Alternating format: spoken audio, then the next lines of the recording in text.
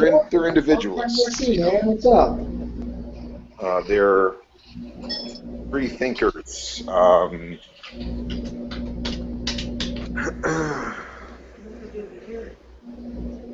Hey, Devin. Hey, Uh, what's up, man? Haven't seen you a while. You in a while? yeah, What's up? it's been a while. I don't think I've talked to you since Stickam shut down. Yeah, yeah. Let me go ahead and add you on my Google Plus thing real quick here. I'm like kind of a late comer to Google Plus per se. I just don't get what the point is in it really. But yeah, Man, I've been on this thing for like almost 2 years, and I still have no idea how to operate it. That's why Reuven has to open up a room and do all this for me, because yeah, I don't kind know of the how to do same any thing of it. with me really. Do you have like a Facebook or anything I can probably message you on? Yes, I have a Facebook. Ah, okay then. All right. Um, I don't suppose you go by the name DS Paladin on Facebook, do you? No, that is John. Diaz Paladin is John Armstrong, author of Oh yeah, oh yeah, oh yeah. God versus the Bible. No. I know that you were DS something though. I can't remember exactly. Oh, Religion for Deists. Yeah, that's what it was. Yeah, Yeah. religion Now free. that channel's been shut down, I guess, for maybe shoot Uh, 2 years, more than two Yeah, years. something like that. oh, Yeah. okay, never mind. Somebody already just what was it? Reuven decided to go ahead and have you add me as a friend. As a matter of fact, I think I had you as a friend. It's just that we never really talked much on Facebook and stuff like that. So yeah, it's all good, man. If you remove me, it Oh, happens. okay. I actually still have a YouTube, but none of it is in English. So um, Oh, if really? you're into ancient Greek, then you could watch some videos. Otherwise, there's not going to be really anything on there very interesting to you. Hmm. Speaks the truth. As long as it's like nuances on the textual Greek New Testament regarding either contradictions or historical verification of certain events or certain things being said in the Greek that aren't communicative automatically in the English translations. I don't think I'll be.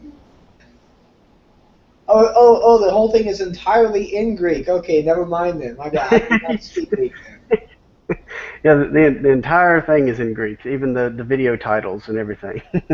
Damn. And it's a channel for people that want to learn, but that already maybe have some background. I don't really have any like really beginner videos where I go over the alphabet and pronunciation or anything like that. But yeah, Okay. there's actually nothing on there controversial at all. And I guess I've had to sort of pipe down my opinions and views and things because Christian scholars don't really want to do work with me if I get too opinionated. But so I keep my opinions to myself. Yeah, that's something that really kind of really just pricked me off about trying to get a degree in biblical studies or whatever because I figured that if I'm going to get a degree, I'm going to have to get a job. And then I figured out that most of the institutions or places I would work with per se wouldn't really take me if I published books like, let's say, for example, following the zeitgeist, examining pagan parallel claims per se, and even affirming some of the claims that are actually being made. You know that they won't actually take me if I write a book on that, which is kind of what I was going to plan on doing. You know, or something along, or if I wrote a book like Encyclopedia of Biblical Contradictions. You know, including everything from the Greek to stuff like that to manuscripts. To manuscripts sort of uh,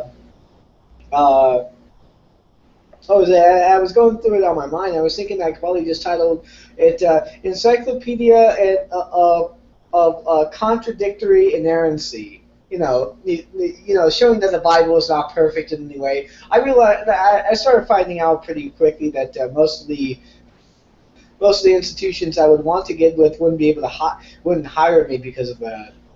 Yeah, probably not. In fact, all you'd have to do is say that you regularly visit DM Murdoch's forum, and you're automatically, you know, kicked out as a possibility. So, I seriously doubt many people actually know who DM Murdoch is, but that being said here, I would you like would to be point out surprised. Oh, okay. Well, anyways, that being said, put aside the point, really, I recently got banned from DM Murdoch's uh, little thing there simply because I ended up objecting to people calling Richard Carrier a misogynist or saying that he made any sort of misogynist claims towards Murdoch, which, of course, I stated that you can't exactly say that. I mean, the only thing he's responded to her with was a simple paper. And she responded with that by saying that no, that's not the right page you translated. You mistranslated the wrong page. Here's the page you're actually talking about that talks about what I'm talking about, and here's what it says. It confirms what I say, not you. And so far, he hasn't even answered or engaged her after that. Not too sure what's going on that, but I don't think one can actually be sexist if one is not engaging in them. Yeah, and considering that he's a feminist, I would certainly say that he's not a misogynist. Yeah, I mean, a lot of his Facebook posts are very, strike me as very feminist in nature. It's kind of funny that from what I understand, he's married to a roller derby queen, and if you ever, if you listen to him much, you wouldn't really think that he would match up well with a roller derby queen, because he's kind of a softy like me, maybe even a little more nerdy, and married to a tough girl. That's just funny, cute.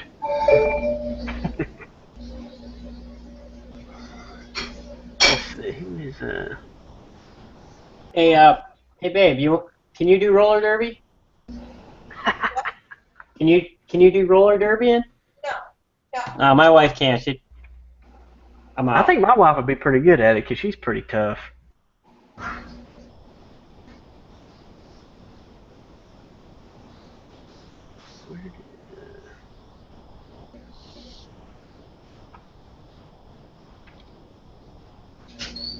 So, I-Theist, how do you pronounce your first name on your account?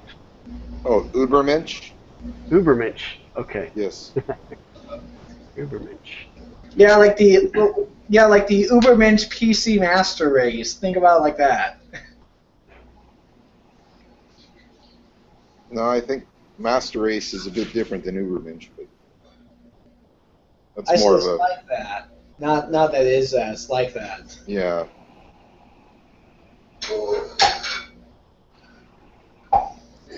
Oh, there's a screen black. Wayman, did you ever begin your book that you your BBH Basics of Biblical Hebrew published by Zondervan? Did you ever open that? I know you ordered it years ago. I was wondering if you ever started. It's an awesome book, and I got to some of the vocab and all of the penmanship. So I did learn to write a lot of the Hebrew letters and words, and I wasn't big on grammar, so it was really hard. So I said, well, in order to do it, I'm going to have to start memorizing text in Hebrew to help me kind of understand how things are applied while listening to Hebrew being read from the text. So they had some online sources that were pretty good. So I went through a bunch of that, but since I got the house, 0, because I do stupid stuff like mow the lawn. Like if I had my way and my neighbors wouldn't complain, I'd be reading books and my lawn would look like a hayfield, because that's much more important than riding around circles on your day off. I concur. So Wyman 29. With my dad, real quick, the first thing I'm going to do when my dad dies is simply torch the fucking lawn so I no longer have to do it. Okay. Where have I heard your name before? Wyman 29. YouTube, obviously, but what kind of videos do you do? Refresh my memory. I do like religion videos, mythology videos. I'm kind of agnostic, and I love Joseph Campbell and psychology.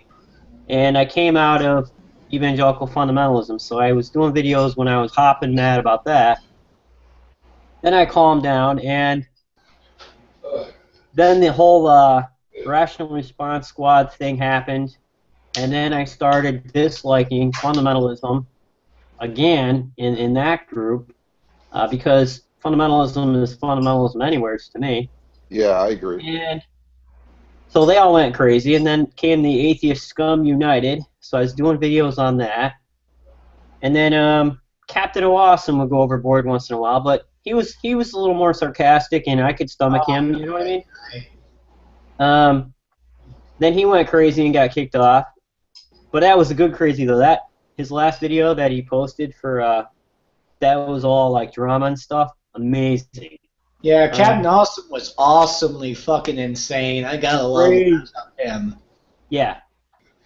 And then so all that was happening while TAA was back in his garage still with the totes, you know, doing videos before he actually became really popular and became the amazing atheist stuff. So, you know, I done videos, you know, about that kind of stuff and mostly religion videos. Now it's kind of calmed down because I'm getting to be an old dude, and I'm just mainly doing it on text, and I like biblical literature and mythology and all that. So. Didn't you do a couple of videos on Atheism Plus and got a lot of flack for it or something like that? I can't remember. They're all still up. I don't take anything down because I believe in people leaving videos up so you can see transitions. You know, like just because you change your mind doesn't mean you have to trash all your videos. Yeah. And I get really upset when people do that because, you know, people like, you know, the good Sister Sunshine, who was really fundamentalist at one point and very evangelical, you know, ends up changing her mind. Boom, all her videos come down. So what's that say? You know, that says, you know, yeah, I got a new start, but you can't see where they came from before. So people want to see all that. It probably, like, the reference is lost now because all those important videos are taken down that we were responding to. But, you know, the history is still there, and I really enjoy that part. Yeah, that's a shame she took her videos down. Well, I personally think that you know, if you want to sort of maintain your channel as sort of representative of your views and what you hold at that moment, I think there's quite a bit of logic to actually taking on the videos per se, especially if you're working with a particular company per se, and let's say, for example, you want to sort of disassociate those views from yourself, or simply by the fact that they might end up getting you fired. Well, you know, you're gonna have to take them down. You know, that's another perfectly logical reason, which incidentally is kind of sad, really. Like, it sucks I can't really go get a job at GameSpot and GameStop and then completely trash them on all the shit that they do and whatnot, because I'd be fired in about a week the moment some CEO, some asshat up top decided to see that. You can get away with almost anything, talking about politics, religion, and sports. And as long as you don't associate the company with it, you know, I went to my company and I said, look, they already knew it. Tons of people at work started finding me, and it was a little bit weird. But then I was like, it's who I am, and it's what I do on the weekends, and that's a part of me that they don't need to be involved in. I don't wear company logo shirts intentionally, like. I have to be careful because sometimes maybe something would accidentally get in, like you come home from work, you have a beer, and people like you are talking, I don't know it's live. You know what I mean? But they would not tolerate that, and I wouldn't want to push that over because they're not representing me. I'm not representing them in any way, you know? I just go there to get money to do what I enjoy doing. So, but there's one Greg Monroe vlog. I don't know if you ever remember him. He did his whole thing with a Coke shirt on, you know? And he worked for Coca-Cola. They called him up and made him take down all his videos where he displayed the logo of Coke, and it totally ruined his channel. It was crazy. What was his videos about? He was doing spirituality videos about early church history, and then now he got wrapped up into a lot of stuff that was interesting early on too. He kind of went back a little bit and was more liberal, and then he became more historically conservative, you know.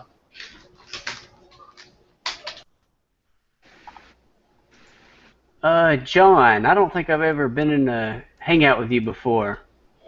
I guess you're one of Reuven's friends. At first glance, I looked down at the icon. I thought it was Scott Clifton, like 10 years ago. But No, I'm from Stickham, back when it was around. oh, okay. Like some others of us. When did they stop doing stick cam? That was, I think, a year and a half or 2 years ago. Oh, I'm 'Cause it's glad. I right- hated stick cam. Yeah, the site shut down, really, but yeah. The So guys, I problem is really that- hate to do this. I really hate to do this, but I gotta leave because my wife wants to watch Hell's Kitchen Part 2 with me, and it's my day off. So if you guys are still around, I'll come back in later after Hell's Kitchen. All right? All right, see you, man. Don't get pussy whipped. Too late for that. Yeah, you're right. He's already married. He's already pussy whipped. Yeah, I ate the wedding cake. Oh no, you ate the wedding cake. Oh yeah, you're definitely pussy whipped. You never eat the wedding cake. That's a surefire way.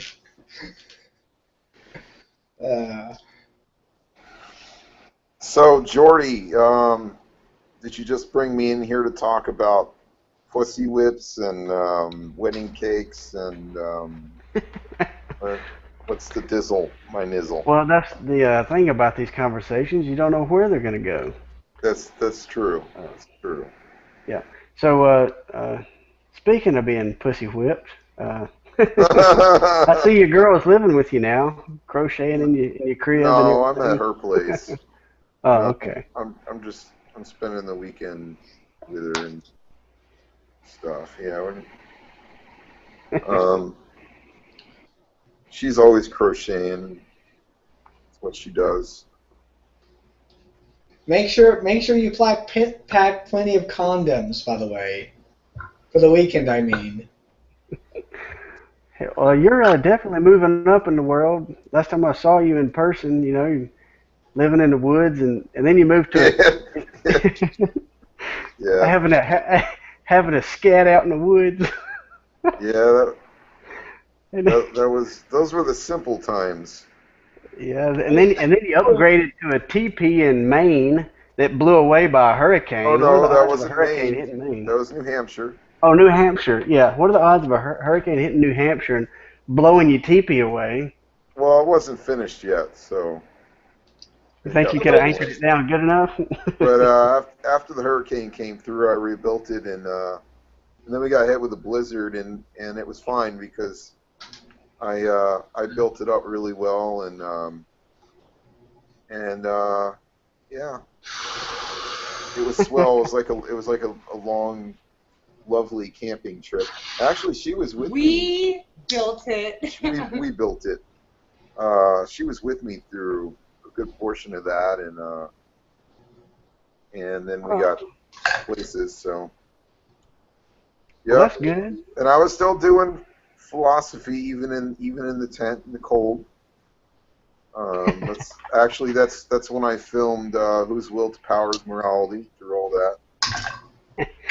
Remember when I took the Mormon chicks up the mountain to meet you? Yeah. I told them before we went up there. I said, there's a philosopher that lives in the woods up here. They were like, no, he doesn't. I said, I swear to God. I said, he's a cynic philosopher. He just shits everywhere. Oh man, that must have been interesting to see the look on his face when he found him.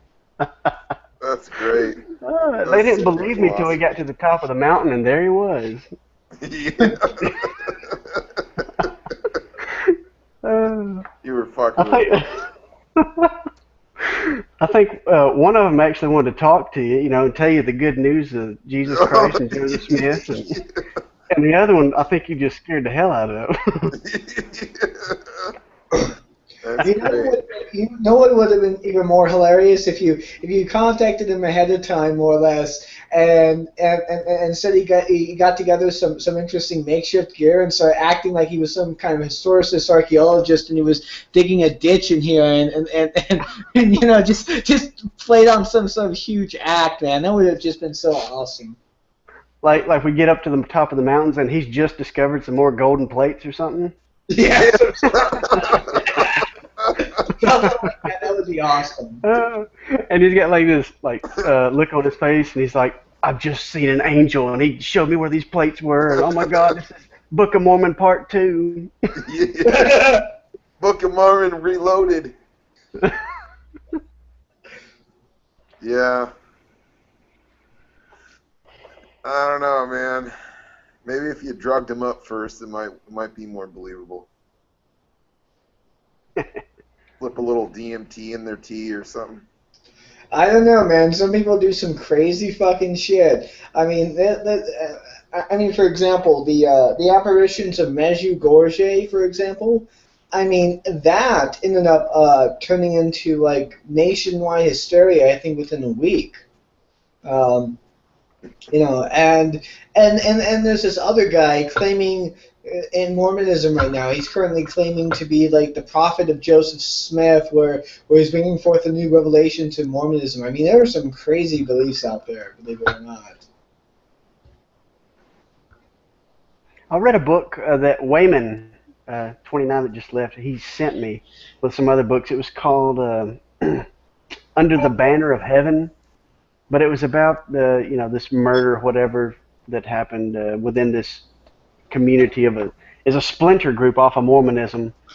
But just reading that book, he goes into a lot of details of all the different splinter groups that there have been that branched off from Mormonism and had all these crazy beliefs, on married, kids, and of course you have the fundamental Church of Latter-day Saints that are still polygamous to this day, but I mean, even some of the smaller, even more extreme sects that have branched off and, married children and have killed people because they thought they received a prophecy from God that told them to do it. It's crazy crap like that.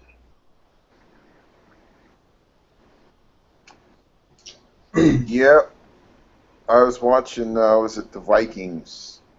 How they would kill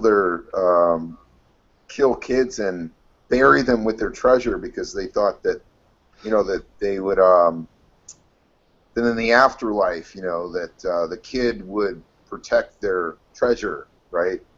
Or they would some of the servants would go willingly and die with the master or the earl or whatever, and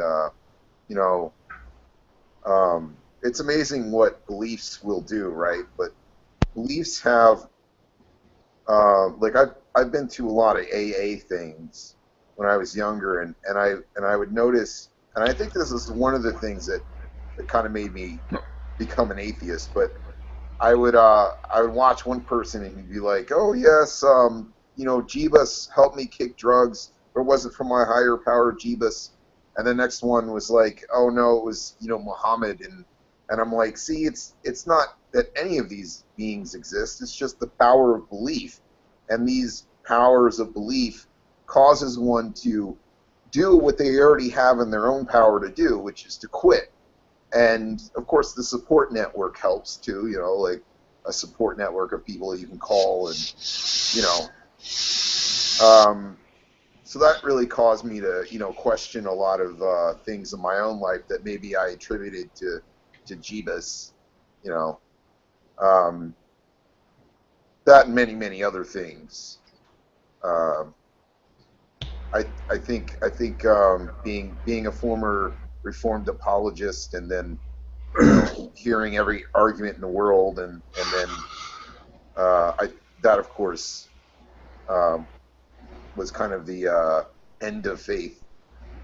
But I don't know, I just found that interesting. Like, well, I sort of, I agree with what you said, that it's really more like the power of belief rather than, these gods actually exist or whatever that enable like someone placebos. to. Yeah. Like a lot of placebos. But the question I want to ask is there necessarily a problem with that? Like, should we sort of be, rather than deconstructing particular faiths and telling people why they're not true. Should we just say, okay, this faith seems to work pretty good for this. This faith works Oh pretty yeah, good for this. that's what I And do is I should we just say, sort hey, of whatever works encourage? for you.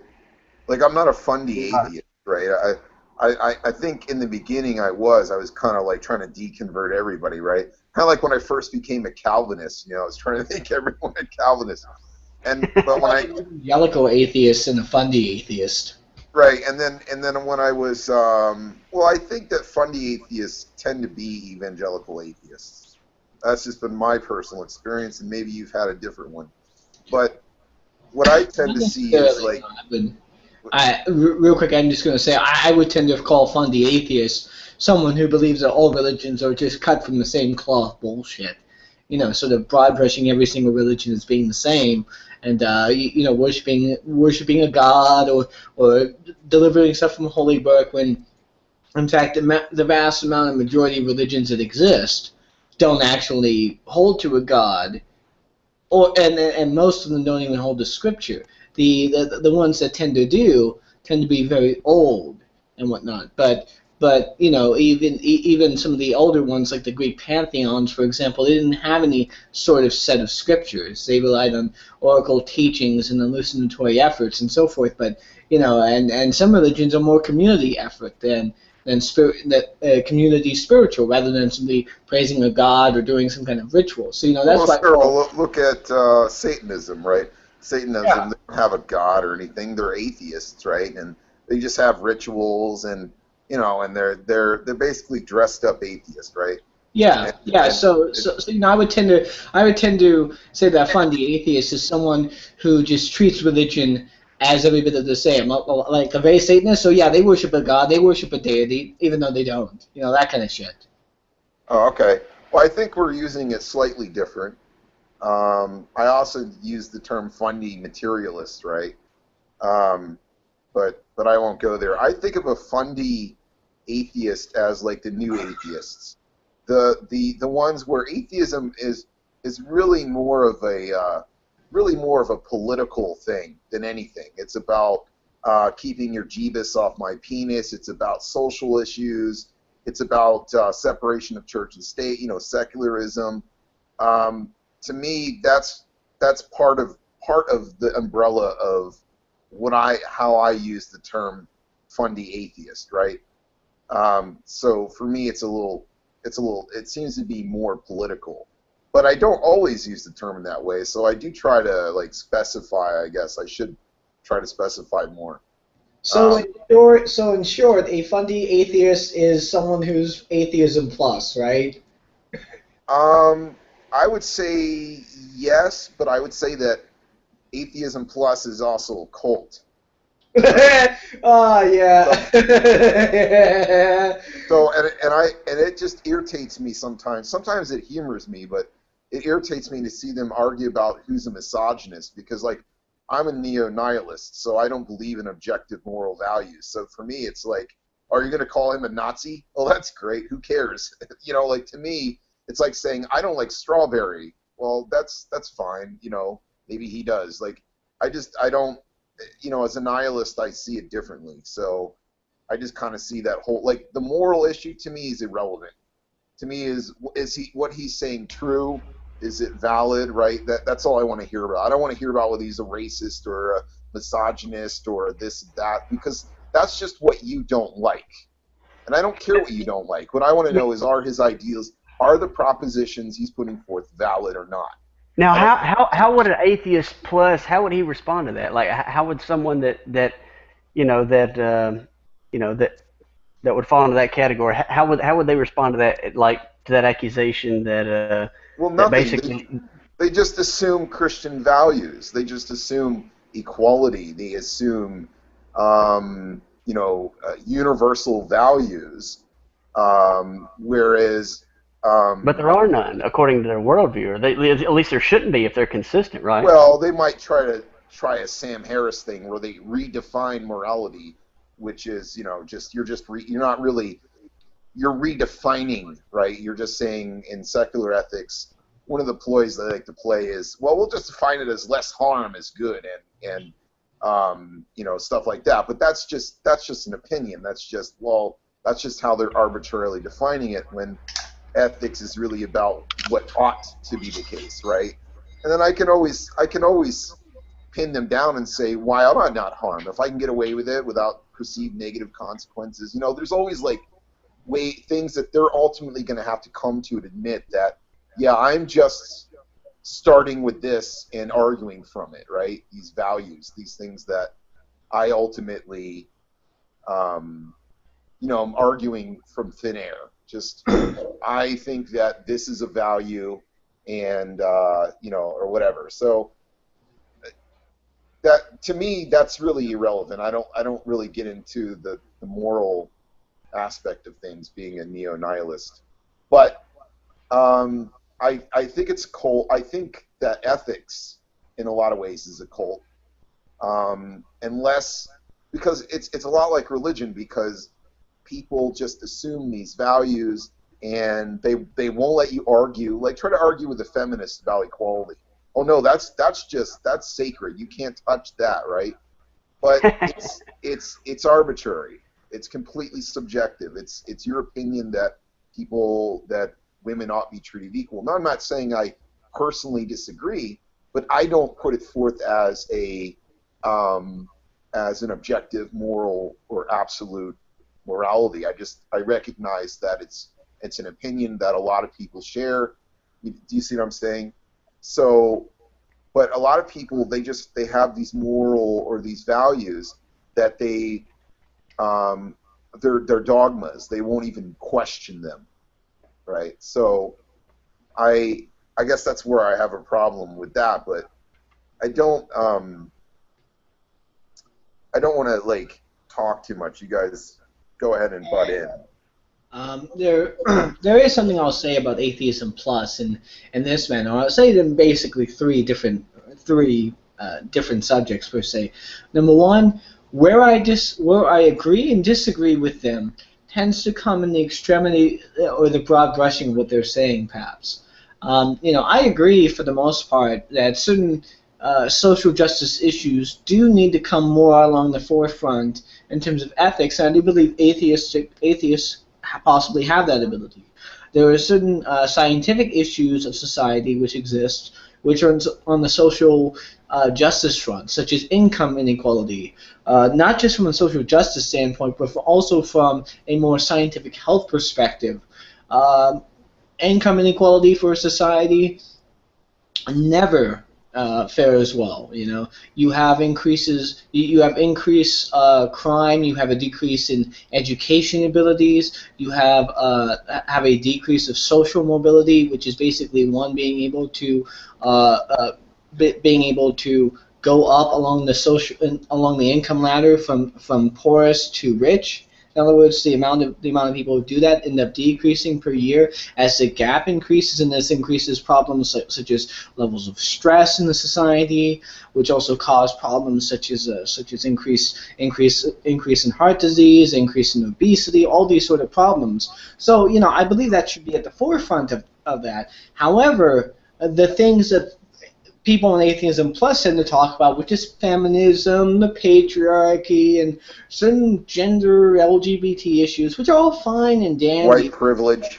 Well, no. All these problems that they're talking about, while first world problems are problems that I do think do need to be dealt with, because I live in the first world, and I would want these problems to be dealt with. However, and this is where I tend to disagree with them, they should be focusing on the issues that affect society in a very broad sense, that affect every single one of us. Like getting a third party in Congress and getting a strong third party as president or something along those lines. That would actually deal with a lot of social issues, with a lot of the social justice issues that they're talking about, including some of the feminist stuff, like equal pay and so forth for the genders. I personally don't believe that that's really a problem, but that's what they say, and they supposedly have statistics, but I haven't looked it up yet. But yeah, that's my viewpoint on atheism plus. But so you're saying that you want true equality, right? You don't want to focus on one gender. You want true equality for everybody, right? I wouldn't say I want true equality so much as I want to tackle the social justice issues that are the most prevalent and the most problematic for society. So how would you do that? Legislation? Many ways, legislation, education. I guess you could say a PR campaign, perhaps. A public relations campaign regarding the science itself and what the issues are. Try.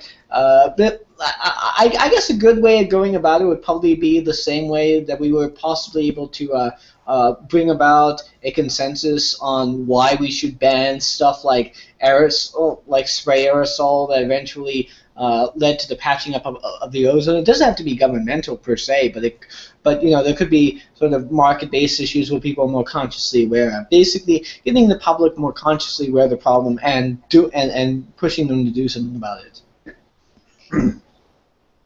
Now, Hyla said something that I wanted to get Stilwell's opinion on. He said nihilism is a dogma, as is agnosticism. Now, Hylas, I haven't heard you on the mic yet, so would you expound upon that? If you would be willing. Oh, his mic isn't plugged in. Okay. Well, I was trying to stir the pot here. John, you have. Of course, we need to hear from John Felix too. John, the other John, not John Felix. What's your last name? Or all I see is John. That's all I see. Oh, my last name is Calder. I don't know which Google account John I'm on. Yeah. Okay. Okay. Well, you got the smartest accent, so maybe you want to say something. I got the dumbest. Yeah, I'd like to hear about how moral skepticism is a dogma. Yeah. Real quick, John, you're British. You sound smart. I'm gonna give you money. Here's the money for your own radio show. Guess who I'm talking about? Yeah, I'm actually Australian, but yeah, that's yeah. See what I mean? Second smartest accent in the world. British would be the first smartest. Australian comes in second place, and then you got, I guess. Dude, have you been to Cabramatta? Don't say that.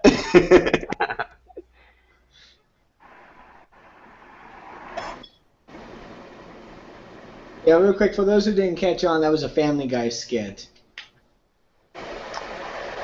I don't watch TV. Saying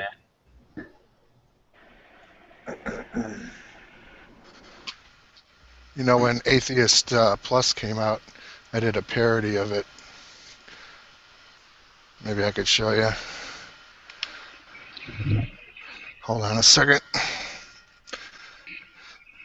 Okay, can you see that A sign there? Yeah, does my mic sound good? Yeah, so I basically at the time I created as Atheist Sharp as a parody of I-Theist Plus.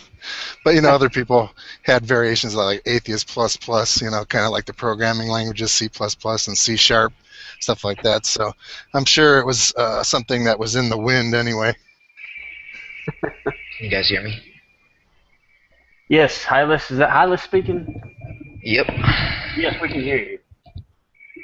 Alright, so you asked how nihilism is a dogma. And the dude said, he called it moral skepticism. Well, it's not skepticism if you believe it, right? Like you literally believe there is no inherent moral virtue, right? I'm not sure what you mean by that. What do you mean inherent moral virtue? Do you go around thinking that during your day? Do you believe that there is no... Do you mean that... you were talking about it for a while. Go ahead. That people don't value certain things? Of course I realize that people value... I'm a neo-nihilist, not a classical nihilist. So it's not a dogma? No. Classical nihilism is impossible because minds are valuers and they must value. Now, language gets tricky in this because we speak of values, we speak of them as though there's something external from ourselves, but really there is only valuers, there is only valuing. Objects don't have value, we just have an affinity for them due to, within the context of subjective goals, like for instance, I want to live, therefore I ought to drink water, right? But because there is always a contingent if clause, there is always a subjective if clause. There is no objective moral oughts, right? There isn't even any objective any oughts, really. Even if you want to make morality purely rational, right? But then you'd have to say that making a stupid move is immoral, or getting a answer on your math test incorrectly is immoral. I don't think that's what anybody's trying to say when they're speaking about morality. But we also would have to define what we mean by good, right? And let us not forget that every human characteristic under the sun has been virtuous, has been dubbed a virtue at some point. In ancient Greece, it was random acts of violence, pride, which in Christianity would be the lowest vice. Aristotle is also glorified pride. For the Vikings, dying in battle is a virtue. All of these different things. So there is no objective values, and that's what moral nihilism is, just saying, I see no objective moral values. If you'd like to provide some, then go ahead and do so. But there's actually a book, if you'd like to read it. It's called Neo-Nihilism, The Philosophy of Power on Amazon. And then there's also a video, which is a real truncated video, truncated version of it done by a British philosopher friend of mine. His channel is Ontologistics, and it's called Neo-Nihilism or Neo-Nihilism Atheist Metaethics. You can look that up in your leisure at some point. So the problem with morality is we also need to define, we need to distinguish descriptive from prescriptive ethics, right? So descriptive is what is. Like, for example, humans have evolved the characteristic of empathy, right? Humans have evolved the characteristic of aggression and many other characteristics. These are facts, not values. So we cannot argue from these that you ought to be empathetic, because that would be like arguing we have evolved the taste of babies, therefore we ought to eat infants, or we have evolved the characteristic of aggression, therefore we ought to eat our wives, or whatever. You can't derive an ought from an is. That's Hume's guillotine, right? So you always have this subjective contingent if clause. If you desire X, then you ought to do Y, right?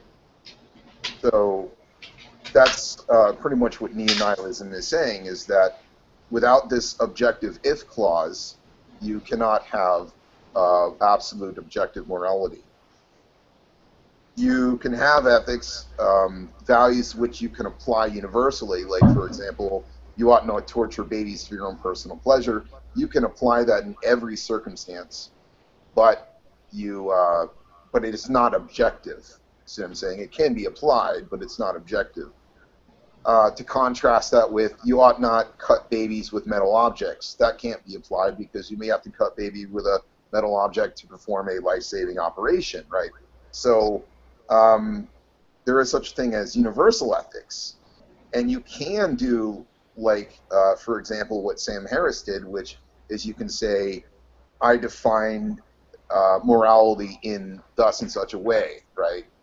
Or in TBS, Theoretical Bullshit, in his treatise on morality, did a similar thing, where he'll define morality as that which promotes human well-being and flourishing, right?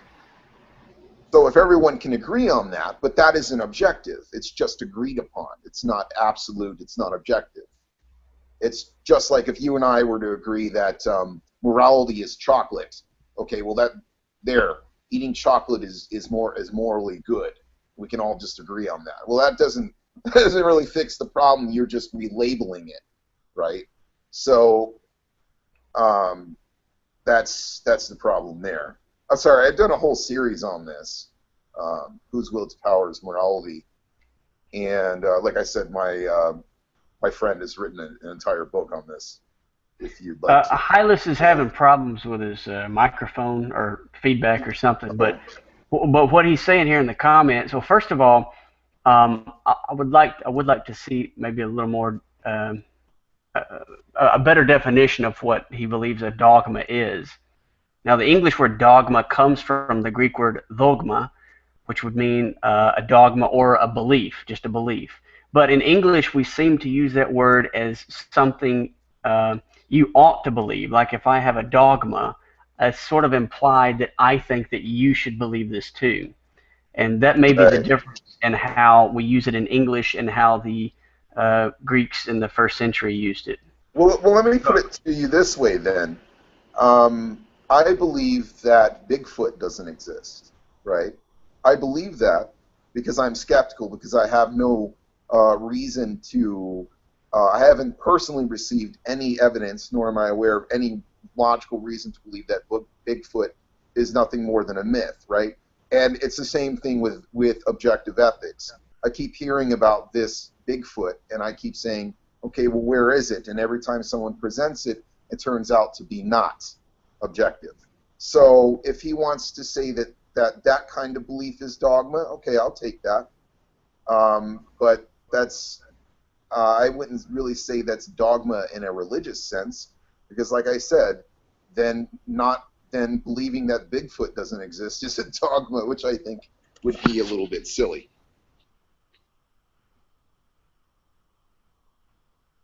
If anyone disagrees with that or has, some issues with that, I'm more than willing to hear that.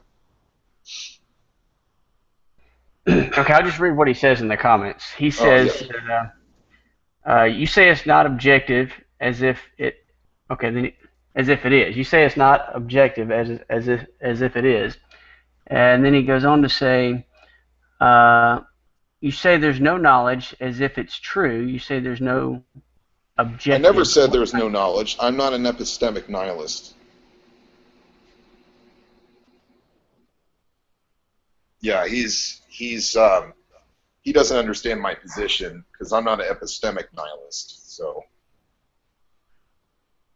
is an epistemic nihilist basically someone that says we can't know anything? That deals with knowledge. Yeah, that deals with knowledge, and I'm not talking about knowledge. I'm talking about ethics, which is a totally different branch, a totally different subject. What's the difference in solipsism and what we were just talking about, being an epistemic nihilist? Is it the same thing? Not necessarily, because solipsists can say that, for instance, they know what their experience first person, right? Like I'm a kind of solipsist, but I'm not a hard solipsist, kind of like Matt Dillahunty, right? He's a solipsist, but not a hard solipsist. So, like, I agree that I can't absolutely know that the in itself, that is, reality outside of me actually exists outside of my mind. But I can know that I see blue. I can't know that blue actually exists external in itself, but I can know that I'm seeing, that I'm experiencing blue, or that I'm experiencing sadness. I can know that absolutely because it's first-person experience. But I cannot know whether first-person exists. I cannot know that third person exists. Like, I cannot know, because of the problem of other minds, that you are actually conscious. I infer that you're conscious, right? But I think then we run into just the problem of language in general. What do we even mean by knowledge? Doesn't it, even when we use it, it sort of implies that there's a limitation to that? There is, there is argument in philosophy. I mean, just read philosophy journals. Nowadays, there's arguments about if the term knowledge is even useful, or if it just is something that is really kind of getting in the way, right? I think that the term, personally, I think the term is very useful. It's just not useful for the philosopher's purpose. He's the one that needs something other than language to work with. He needs something to make his points the way he wants to make them. He needs something more than what we have, and we just don't. We don't have anything other than our descriptive language. Okay. Did he write anything else that you think I should respond to, or maybe clarify? Is there any questions? Or? Skepticism is not a dogma. Believing Bigfoot doesn't exist, and moreover, saying as much is a dogma. Believing something is a dogma? I don't know. I don't know if I literally think Hylas is philosophy trolling you. I'm sorry? I literally think he's philosophy trolling you. He must be, because I don't know. I've never heard that, and I'm a bit of a philosopher, so I don't know. Like, it's an internet thing, really. You can troll a lot using philosophy. Yeah. Like take solipsism for example. You can troll an entire room with solipsism, and literally just have people banging their head on the fucking wall. Well, I get a lot of interesting commenters on my videos and emails and different things. So sometimes you think they're trolling, but they're actually serious. And sometimes you think, it's hard to tell. And so I'm trying to at least give him the benefit of the doubt and just think that maybe he's misunderstood or whatever. And then that's fine. But hey, if what he's calling dogma is what I call, I don't believe in. I don't believe in God, for example. Sorry, what have I misunderstood? Well, I don't know if you've misunderstood. So you're saying that me not having any evidence for Bigfoot and having some amount of belief that, well, Bigfoot just doesn't exist, is dogmatic, even though I'm just going based off, I'm admitting I could be wrong, but I just haven't seen the evidence for that? You can have all the evidence. You can have all the evidence in the world. It doesn't matter. No, yes, it does, because I'm using. There's something called justified true belief. So if I have, for instance, just justified true belief was disproven like thousands of years ago in the I-Theist. I'm sorry. What was that? I'm sorry, I'm lagging. I was saying justified true belief, otherwise known as I forget what it was. It was personal experience with an account. That's how it was said in my translation, or something like that. That's justified true belief. That's a rehash of that original statement from the I-Theist, and it was disproven. It doesn't fit. Is that justifiably true? That it was disproven? Yeah. How are you justify? Oh, it is. So then it wasn't. No, it was disproven. How do you know that?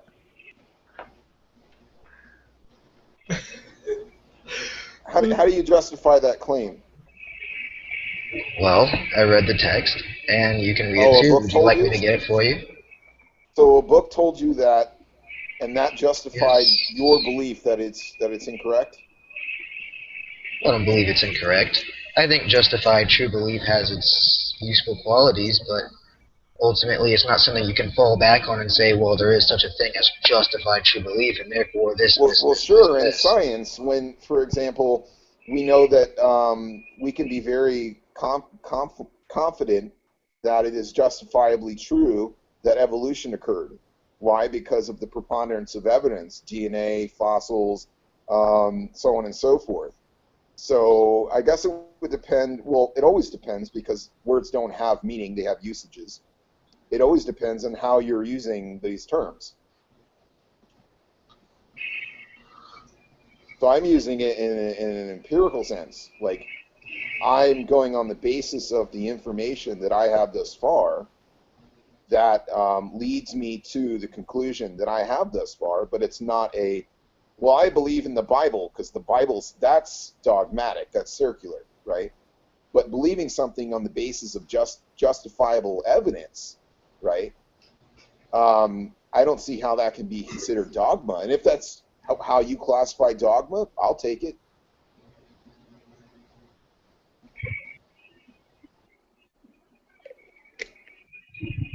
Well, as long as you're not scared of the term dogma, I didn't mean to imply there's anything wrong. No, it depends on how you. Dogmatic.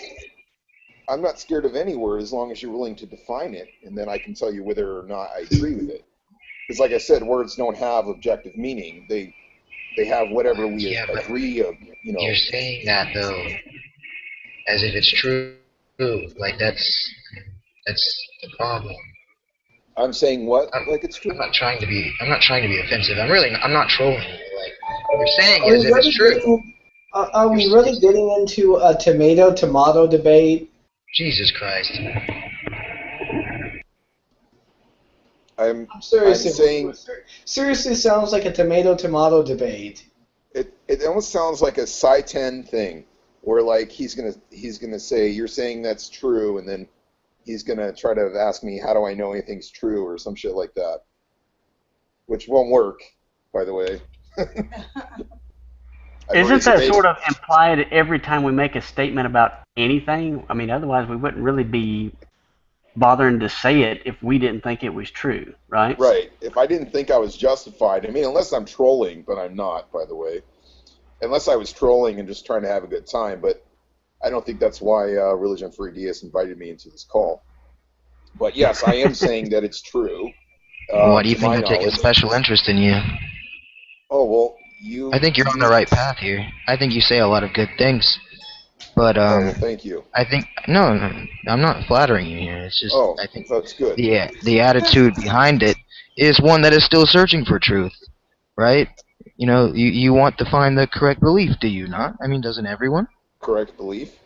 Yeah, the correct position to hold. What is that exactly? I don't know. What do you mean, what is the case? You mean like an in itself? What? You mean like an in itself?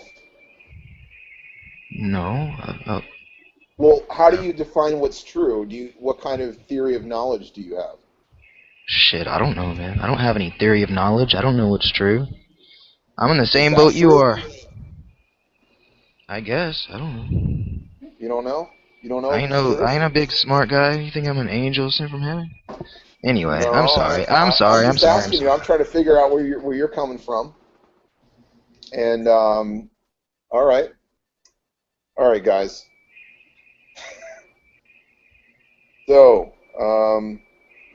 where I'm coming from is just trying to help, I guess, to clarify the issue as best as I can.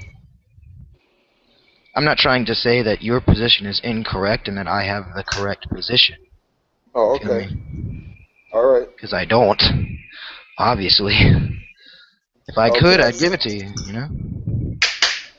Alrighty. I'm just saying when you say that there's no objective moral virtue, right? Like, why even say that? What do you mean by virtue? Let me ask you something honestly. Do you think it's correct? I can't answer your question until you define your terms. What do you mean by virtue? Well, just by any definition you like. Do you think it's correct that there is no objective moral virtue? I cannot answer your question until you define your term. What do you mean by virtue? Do you mean use any definition you like? Use the definition you normally use. How's it going to be that different from mine? I'm not going to play that game. You either define... I'm asking on your terms here. On your terms, is it correct to say that there is no, objective moral virtue? By your terms, not mine. If you're just going to play games and you're not going to define how you're using your terms, I'm not going to do it. Okay. So you need to define what you mean by virtue. All right. Wow, you actually defeated Hylas there. Nice. Gotta give you some props, man. That's something I've never seen done before. I'm sorry, what? No, it's just a little bit of a joke that I went around with Hylas and whatnot, saying that, oh, Hylas, you're the ultimate philosopher troll. Nobody can defeat you, and all of a sudden he comes up against his mortal enemy and you defeat him.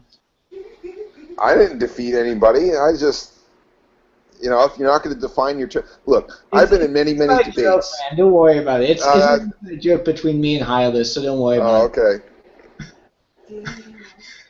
Huh? I have no idea. I was starting to think maybe he was mental.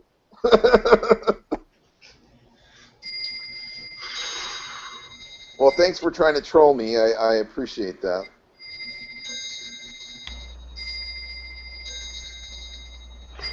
Hey, Stillwell, did you ever get on the Bible Thumping Wingnut show and get to talk with Cy 10? He was a chicken shit, and I think Cy told him not to or something. And that's the only thing I can guess. But Okay. he never let me on, and that's fine.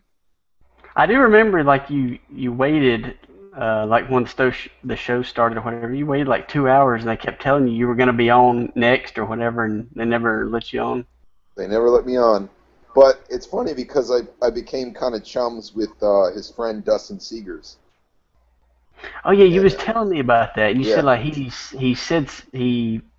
I got him he told you some things. I got him to concede that even with a God you cannot have objective ethics, and that his God is the ultimate will to power in the Nietzschean sense, and that we are just his tools, his little rubes, if you will, for it to accomplish his will to power.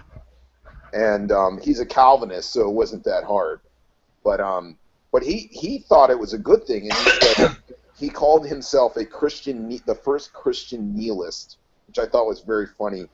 And the other funny thing is that even though after I showed him that I asked him to account for objective morality using God, and he admitted that he couldn't, and that God's morality would ultimately have to be based on his own values, his, just arbitrary, just I happen to not like certain things. He went on another blog TV show, which I saw on YouTube, using Ontologistic's book on neo-nihilism to refute people against their secular ethics, which I thought was extremely disingenuous, because he knows that he cannot account for it either, and yet here he is trying to show a Christian that he can't account for it without his worldview.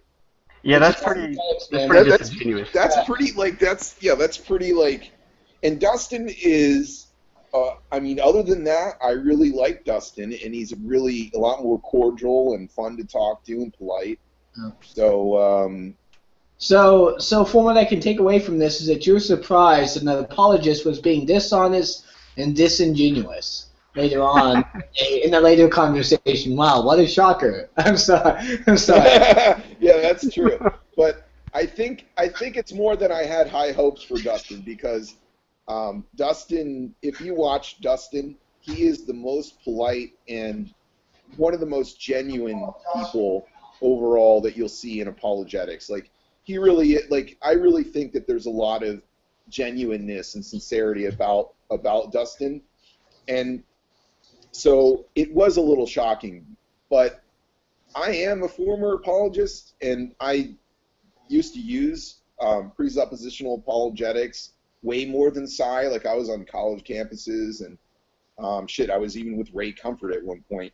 But the thing is that I was a little shocked because of his character, and that's a little bit out of his character. Like, he really is more like the kind of guy who would say, would admit, yeah, I can't account for this either. He did with me anyways. And I've seen him be very genuine to a lot of other atheists as well. So I don't know.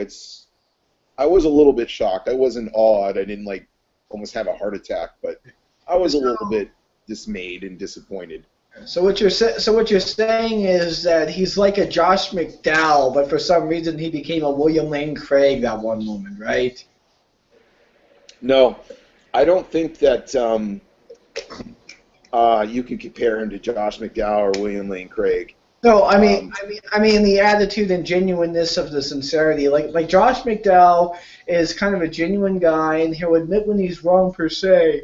Craig, however, is just a condescending dickwad who will say you're wrong without ever admitting you're right, without ever admitting whatsoever that he's wrong, or without even changing his argument to in light of the evidence, more or less. I don't know. I don't know, Craig. I'm gonna have to go in Craig's defense here. The only dickhead apologist I can think of would have to be James White. The rest, in comparison, are gentlemen.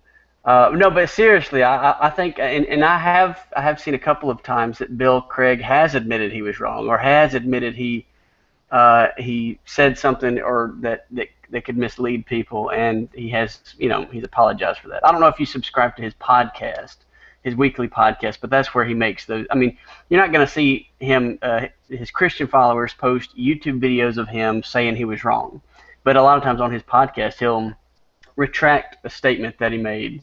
Okay. So when does he do it? Like once every 5 years or something like that? I'm just literally joking about this because I usually like to take a lighthearted stab at Craig and say, oh, Craig hasn't given an original argument since his debates in the 80s, which is pretty much right on track right there. Well, I haven't watched much of his stuff from the 80s, but no, if you ever meet him in person, he's a real genuine guy, and I like him. Mike Licona too. I really like him a lot. But James White, dighead, and he rides bikes on the roads. Get off the road, man. Get off the road. Well, I had dinner with Matt Slick and his wife, and I'm sure he doesn't go home and beat his dog to death or something. Nobody is all anything, right? People have desirable and undesirable qualities about them. And you get to know anyone long enough, and you're going to find those. And some of those just are the pet peeves of most people, which most people want honesty.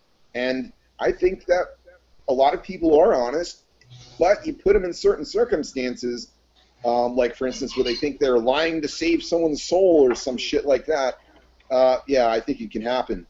And it does happen, obviously. They can be real pricks. But I don't know. I mean, I don't know James White personally. I don't know.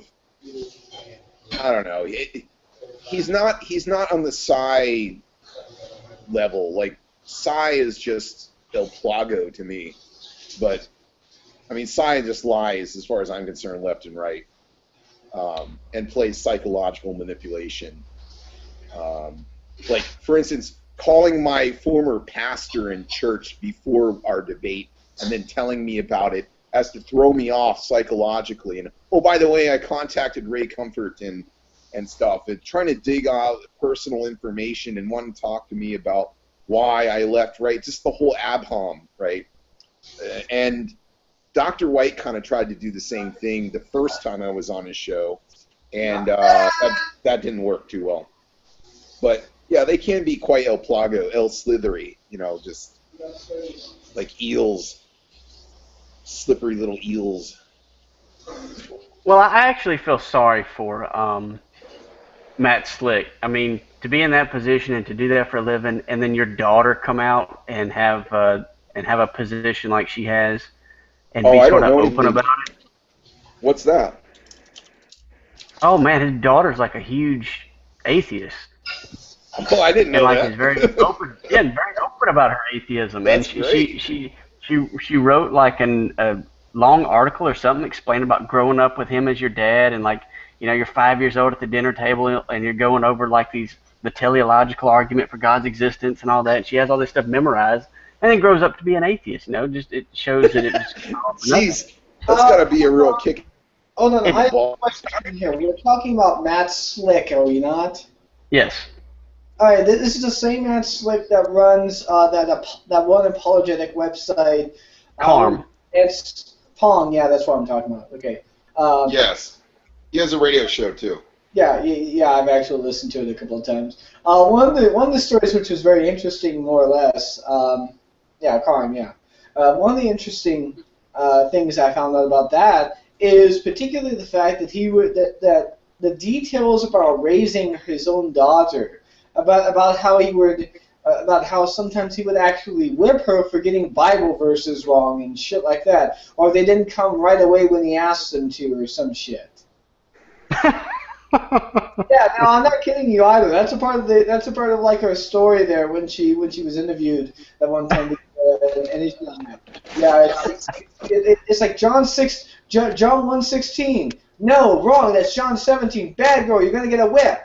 You know, basically whips her with a belt and shit. I'm like, really? Were you really raising a fucking kid, or were you raising a one-trick pony? Yeah, that's pretty sad. And you know, James White has his own sad story too. Not just the conversion of his sister to Roman Catholicism, which he despises Roman Catholicism. But you know what, the things that she reports happened in their home while they were growing up, and it was really, I guess, when I read her book-long article on that whole story, when I really, I guess, like some of my dislike of, actually a lot of my dislike of James White went away, because it was like suddenly it just clicked. It all made sense as to why he is the way he is. And you really feel sorry for him. So yeah, I call him a dick kid and joke about him, and joke about him, riding bikes on the road and whatnot, just because, out here in the country they always get in the way. I mean, they just cover up the roads and you can't get around them. So you just sort of develop a hatred for people that ride bikes on the roads. There's plenty of trails they can ride on.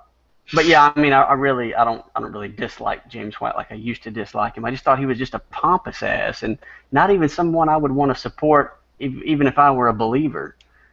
He's just so full of himself. But if you know his story, you realize sort of why he has to be that way. I'm sure this is something he still struggles with. We got a couple of new people in the room here. D. Blinkhorn.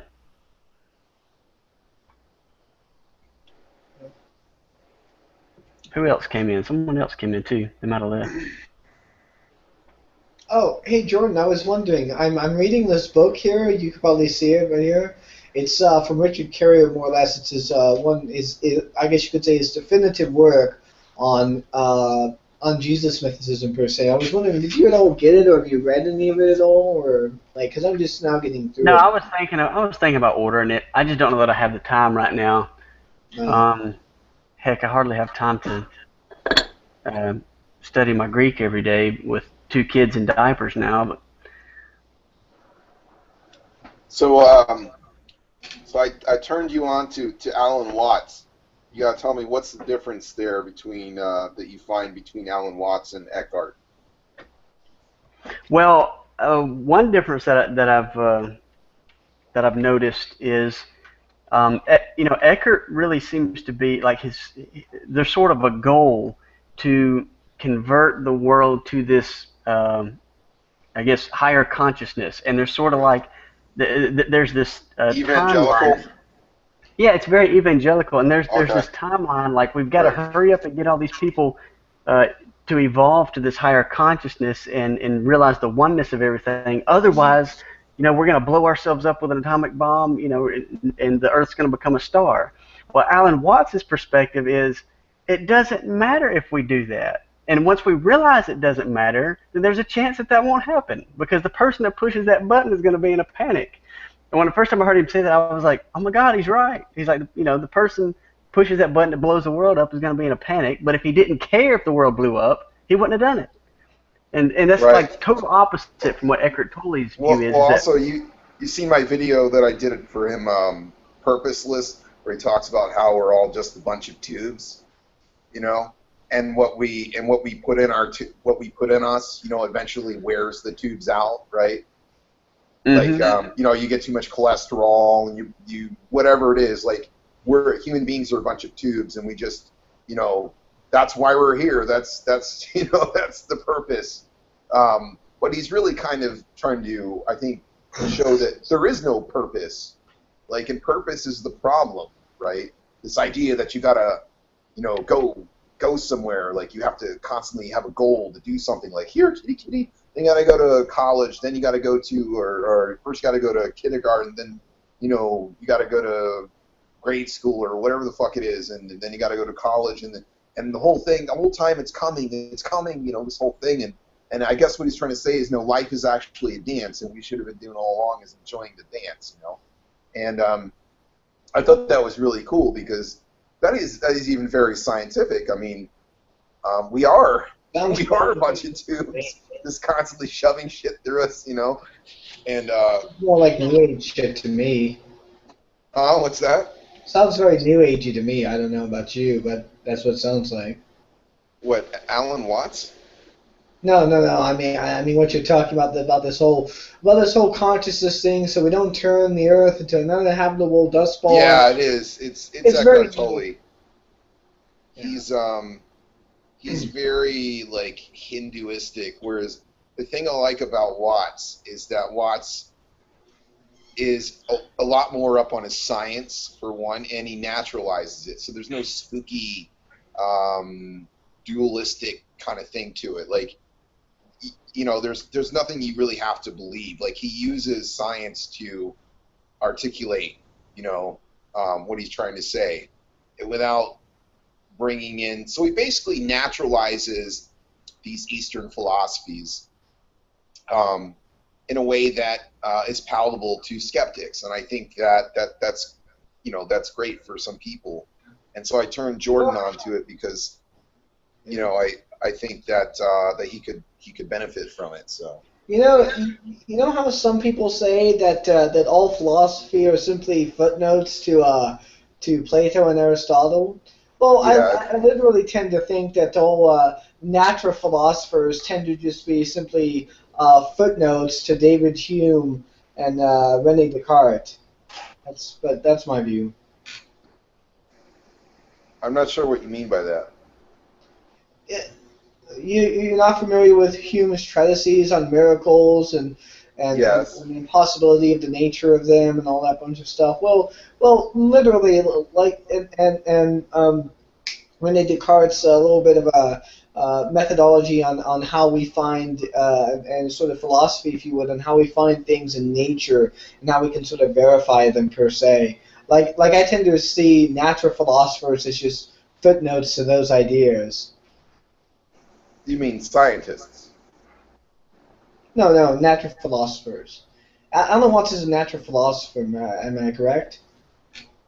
Alan Watts was more of an Eastern philosopher, Eastern style. Like, he basically was more of he communicated Taoism and, you know, or Taoism and Buddhism and Hinduism to the Western world before there was really anybody else doing that, really. So he was like the person who brought it to us in the 60s, 50s, 60s, and then he died in 73.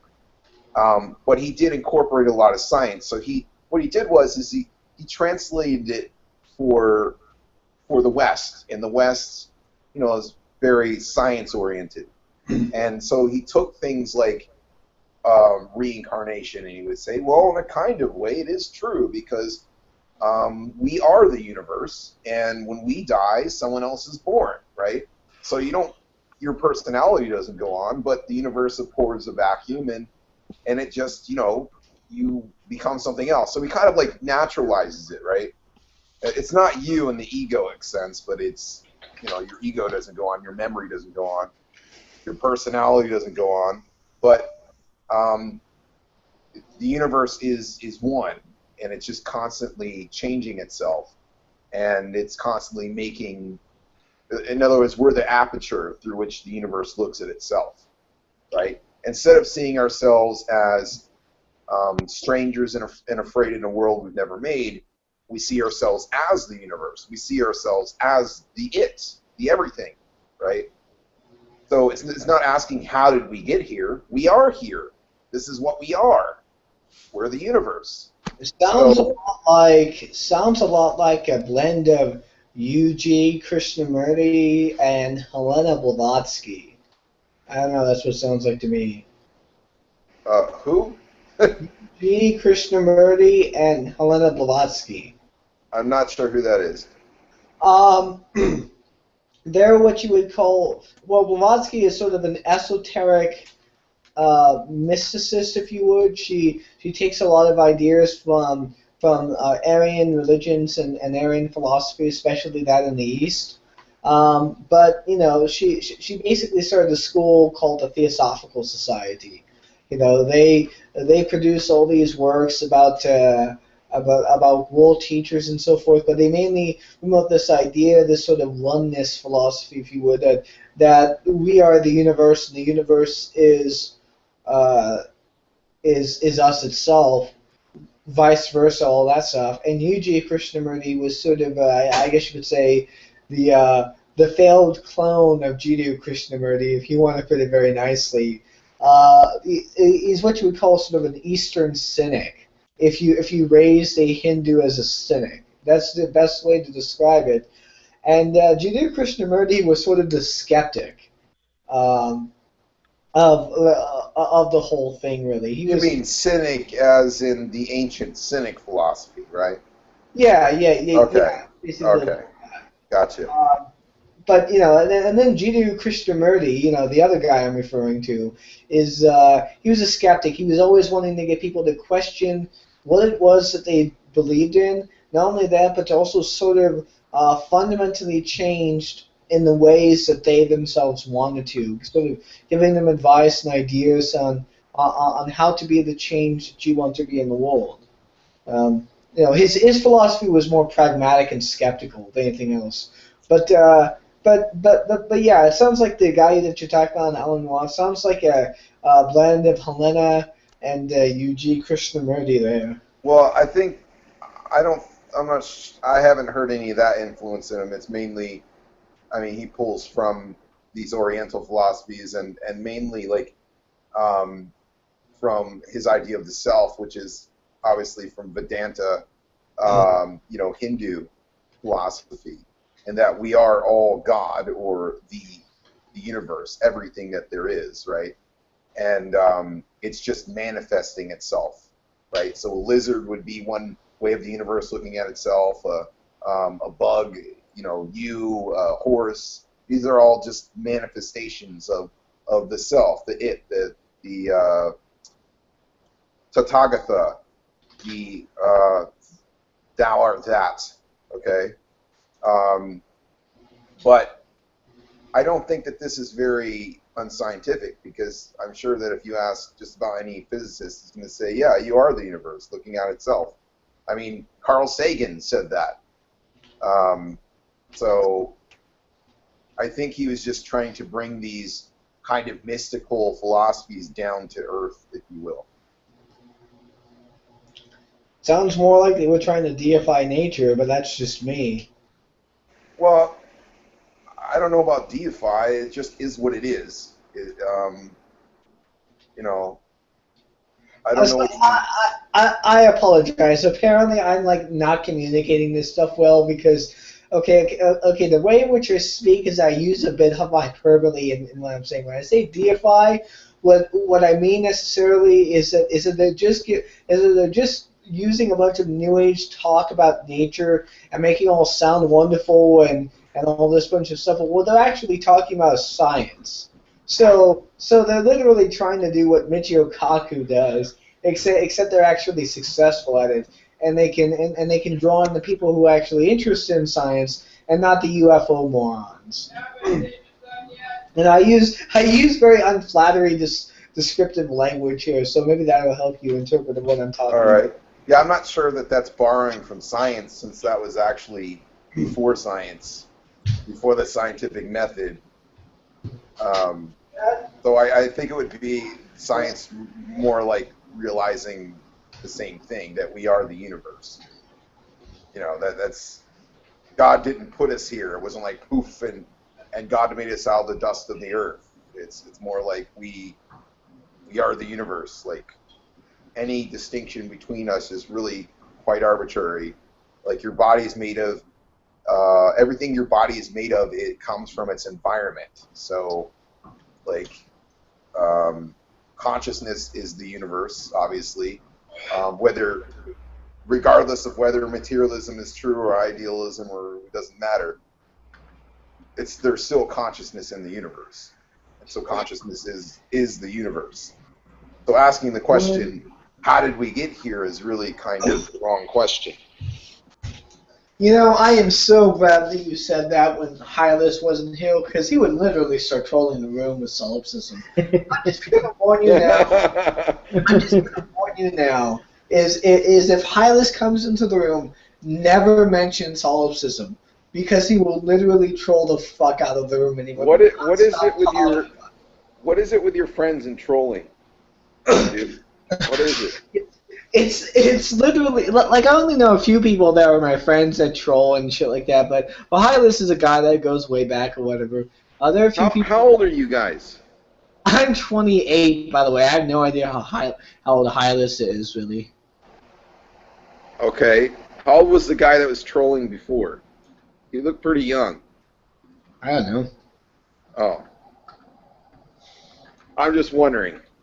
I'm like in a couple of philosophy groups on Skype, and they're either students or they're actually, like professors. So I'm not really used to the trolling. I mean, if that does happen, it's completely very, very rare, and it's like everybody laughs because it's. It happens more in these layman rooms where we sort of just get together and talk about. I've noticed that. Yeah. Not structured like that. So I don't mind it as long as it's not like more than once in one call. I don't think I could stomach that. I did, but then I got out of the habit of that, and I just don't have the patience anymore. And I think it's because I meet so many crazy people in comment sections that you just never know when someone's trolling anymore or whether they really are just that dense. Like, I'm serious. Yeah. I literally, if you want to know the links I used to go to troll people, I used to troll people by going into, what's that? Damn, I can't remember his name now, but he basically believed in reptilians and shit. He was really big on YouTube. Not David Icke, the other guy that you could kind of say is sort of a hillbilly version of David Icke. But anyways, I literally went into his room one time and had a tinfoil hat on and started talking about how the aliens are like hunting me down, and this tinfoil hat on to suppress the signal. And I'm not too sure if he actually believed me or not, but he started talking about how tinfoil hats actually increase the radius of the aliens, and he started asking me like, what fucking I was talking,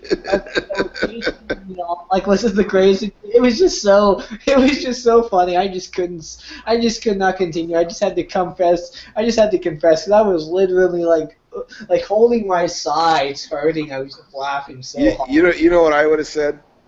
I would have said, you mean to tell me that these aliens, probably drunk college aliens, they have to be, stole their mom's car and went trillions and trillions of light years just to fuck with your brain? Like, how bored are these aliens? They could not be that smart to even make that kind of distance in space in the first place. It's probably some kind of college. But they would have to be trolling aliens, drunk college aliens, out on some sort of initiation ceremony where they got to troll the humans to get into the fraternity or some shit. Like, yeah, that's what I was gonna say. I was gonna say it sounds like that these aliens are in some kind of university, college, frat boy campus type thing where they have to get into this house like Gamma Sigma Orange or some shit. And they have to troll the humans in this initiation rite. They might just be looking for like a quiet, private place to get off and screw, and then so there's like, hey, there's a field down there, let's go screw down there. So you're gonna hear a park, and then the farmer's down there, and he's like, oh shit, and then flies away like, oh shit, we gotta get out of here. Why can't they screw in space? Maybe they hadn't figured that out. Autopilot or something. They don't have autopilot. They hadn't invented autopilot yet. They probably don't, like, when they bend space, that would probably be a lot easier than going and having to be in some sort of cryogenic chamber for 50 million years till you finally get to your destination. I don't know. Jeez, guys. Oh, man, I'm so glad he isn't going to come here because I literally do not want Nephilim Free into this room because he is just man. He hangs around on Pal Talk and whatnot, and he literally started there was this guy Revelation False. He started asking Nephilim Free a question. Okay, it was just a simple yes or no question, and Nephilim was like, the question's irrelevant, you know. And the question was that he was claiming literally that he was some kind of big shot debater or whatever, that he debated the biggest amongst them, he's defeated the best scientists around in evolution and all this bunch of shit in debates, and yet he was literally asking him, well, like what is your caliber of education here? Because you must be a great a great debater here, and greatly educated, and great and pretty big, you know. Well, like who have you debated? And you know, just simple questions. It's like saying it's irrelevant. And then he started saying that you're not answering my question, therefore I win. I'm literally not making this shit up. He started saying that because Revelation False wouldn't answer a question that was completely irrelevant to what he was saying, he says that he wins. I know. Well, okay, well, I don't understand why people waste their times with G-Man and Nephilim Free, and I mean, Sean, I can kind of see. Sean, you know, Venom Thing X kind of has some intelligence to him, right? Like, we can have a rational conversation with Sean. But, I mean, G-Man and Nephilim Free, these guys, like,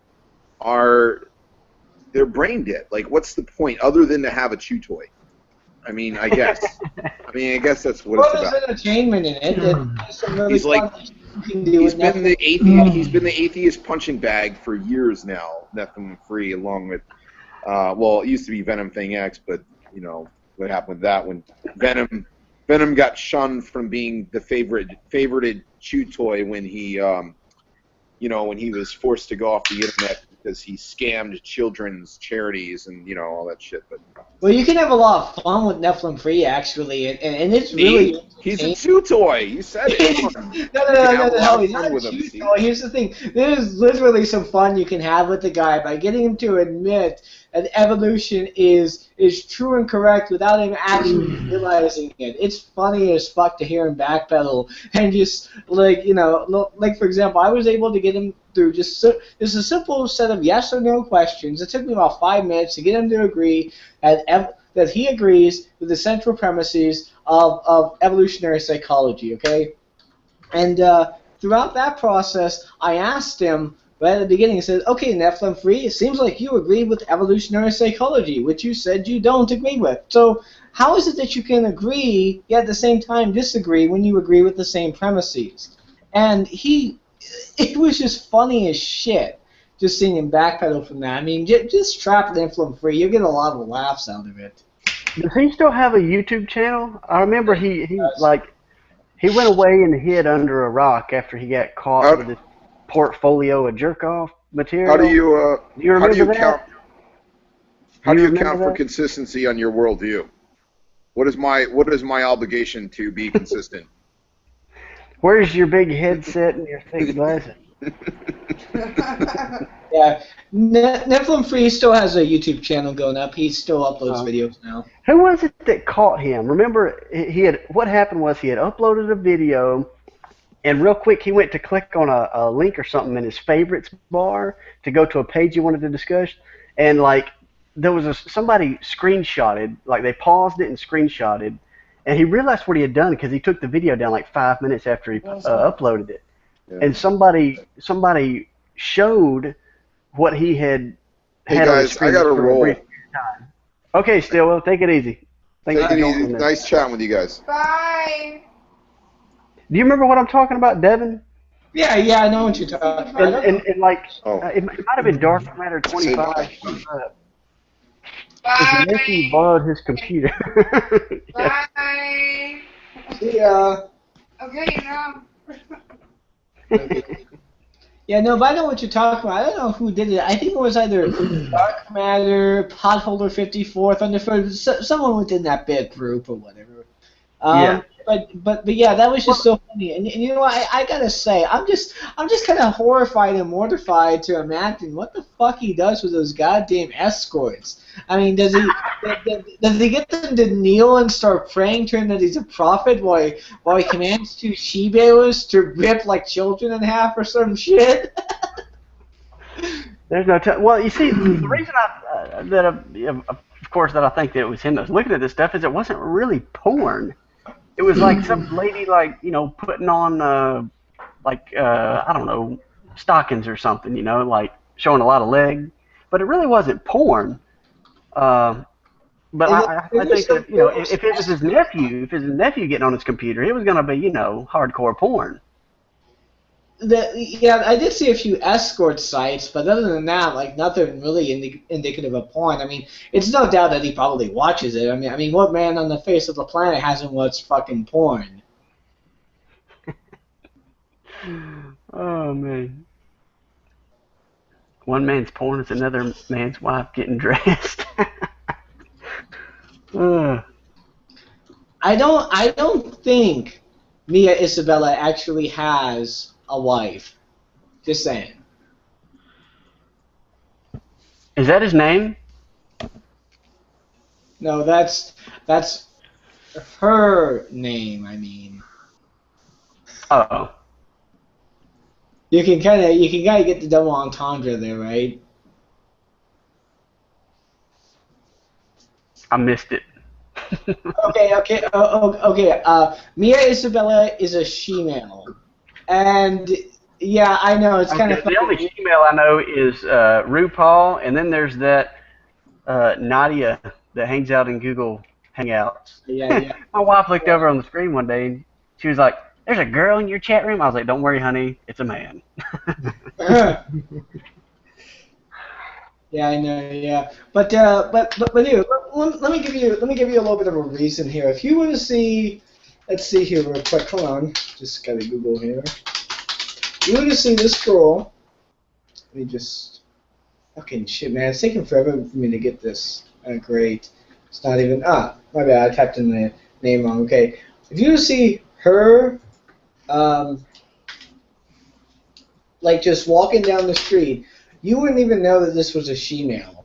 I literally would not have said that, and this guy was like, and I found out about it by my friend saying, "Oh man, you guys check out Mia Isabella. She's a fucking hot ass bitch." And I'm like, she is pretty hot. I looked at some of her pictures and I watched one of her porns and I said, "That's a she-male. Fuck."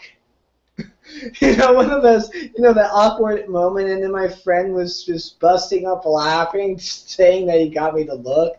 Oh man, that was just a funny one, but yeah.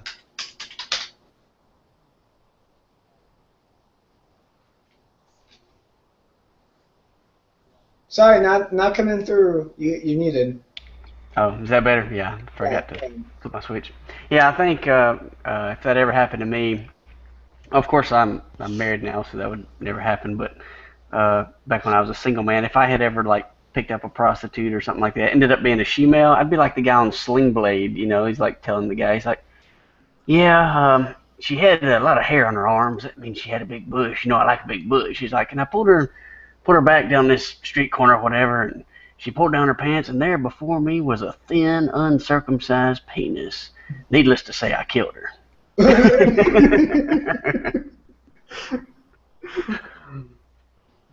Yeah. Abel. Yes. Introduce yourself. I don't believe I know you. You don't know me?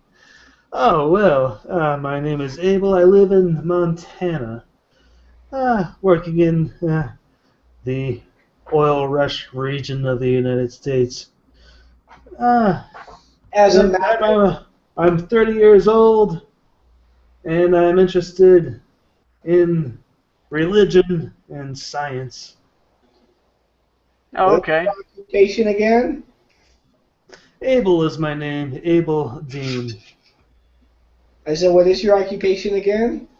GIS tech. That means making maps and managing databases that feed data into the maps. Yeah. So this stuff. I map oil and gas pipelines and wells. Oh, well, there's a little bit of detail you didn't tell me. But by the way, Jordan, if you ever got lost on Google Maps, he's the person to blame. It's an inside joke. Or if I'm ever using a backhoe and dig up some underground utilities that weren't marked, I guess I could blame that on him because he marked them wrong or something maybe. You must work in construction. Yes, well now it's sort of maintenance, but yeah, I did plumbing construction for close to 7 years now. Last almost 4 years I've been doing just maintenance, plumbing maintenance. So not a whole lot of new stuff, not as much digging as before, but. I don't work for the county, so you wouldn't blame me. I guess everything you mark is on private property anyway, isn't it? Not all of it. I work in front of the computer. I deal with both public and private data, whatever gets surveyed. And the surveyors do work on both public and private land. Oh, okay. Well, that's a pretty cool occupation. It's certainly more enjoyable or more interesting than what I do. It's like playing SimCity all day. You should be jealous. Yeah, well, I get to see some cool stuff, man. Like people take not the actual process of them taking a dump in a urinal, but I get to see the finished product. I get to see the turd in the urinal, and it's like, wow, that's amazing. Somebody actually had to not know how to use this thing and turn around and squat over the urinal on the wall and lay a turd. What a shame that you get that job. That just makes me think of the South Park episode where the teacher is trying to question the students on who dropped one in the urinal. I haven't seen that episode. Oh, it's great. What's sad is that that teacher has a really funny voice. I remember that episode. I'll try to find the YouTube video of the creationists going up against the satirical host. I can't remember any of the names, but I'll find it. I'll get back to you in a second. You don't want to know what I want to see? I want to see a Monty Python sketch of a creationist denying the fact that he's going to be lowered into a wood trimmer. You know, that he's denying that the wood trimmer below him actually exists, and then he's being lowered to it. I want to see a sketch like that. That would just be so fucking hilarious. I found it. Here's the video. Okay, I'm gonna try to share a YouTube video if I can figure it out. I know what teacher you're talking about now because I have seen South Park before. So he's yeah, like, the guy that always goes, okay. I want to know who dropped this in the urinal, okay? Yeah, that's it. You can see him saying that. I want to know who dropped it. Okay. Okay. Add videos. Add videos to playlist. There it is.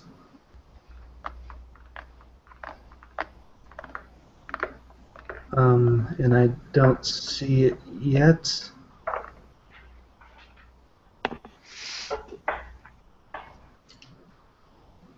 There it is. Okay, add.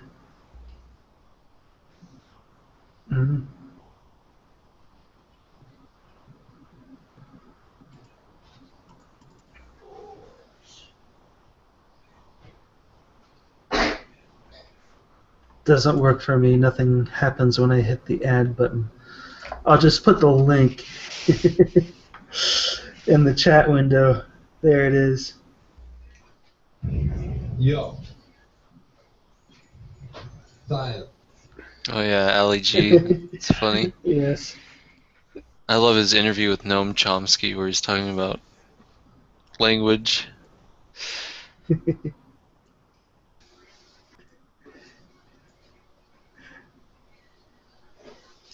I don't know. To be honest, I think Ali G just kind of pisses me off more or less because he makes a sort of spectacle of the thing. Yep.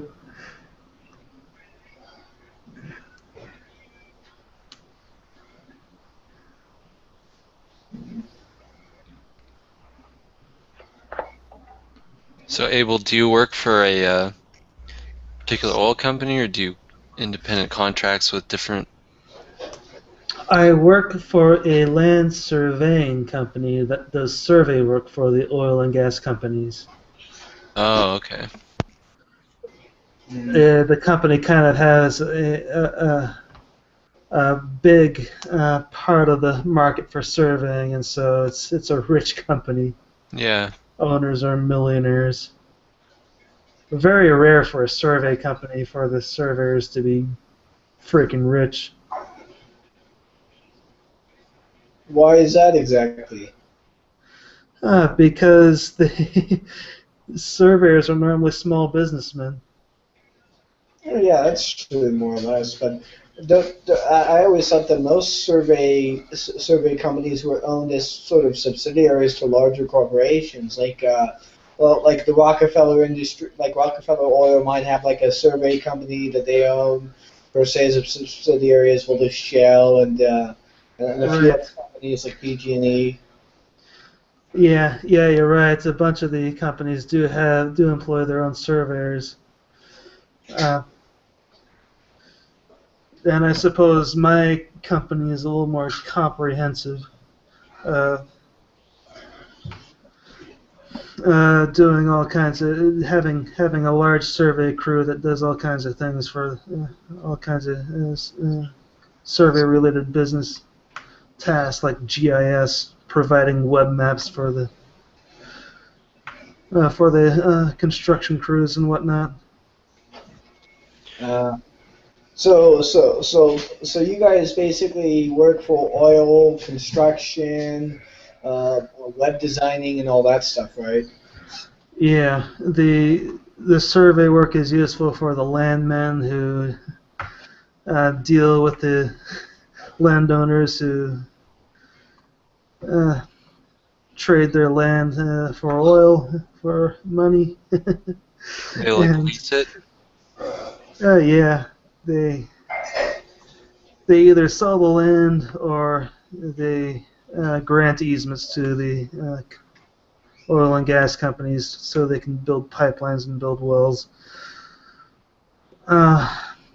Also useful for the construction crews, and also useful for... Yeah, it just popped into my head. Real quick, sorry, I don't mean to interrupt you. A weird idea just popped into my head. What would happen if like, you went home one time and you found out that you were sitting on your property, like there was a whole shitload of oil under your land? Mm-hmm. Maybe some of it under your neighbors per se, but just under mainly your land that you were living in. Would the bank own that since you're still paying mortgage, or do you own that? And what would the bank do with that? That's just sort of a weird question that just came to mind. I think you own the mineral rights to any property you have title to. That's right.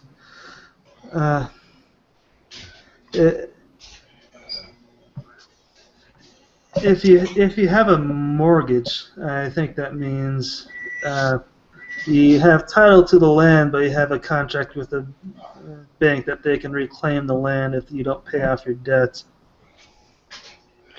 But if there was a mineral discovery or oil discovery, they couldn't come in and cancel the mortgage and claim rights to the discovery, right?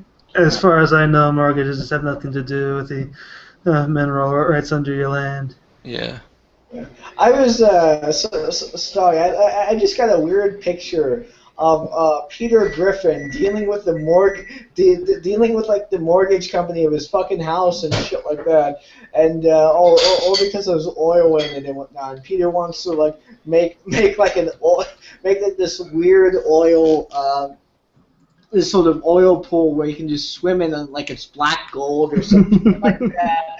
And I'm just getting all these weird images about that.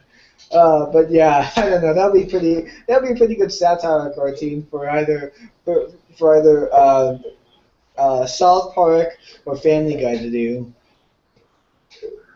Okay. Yeah.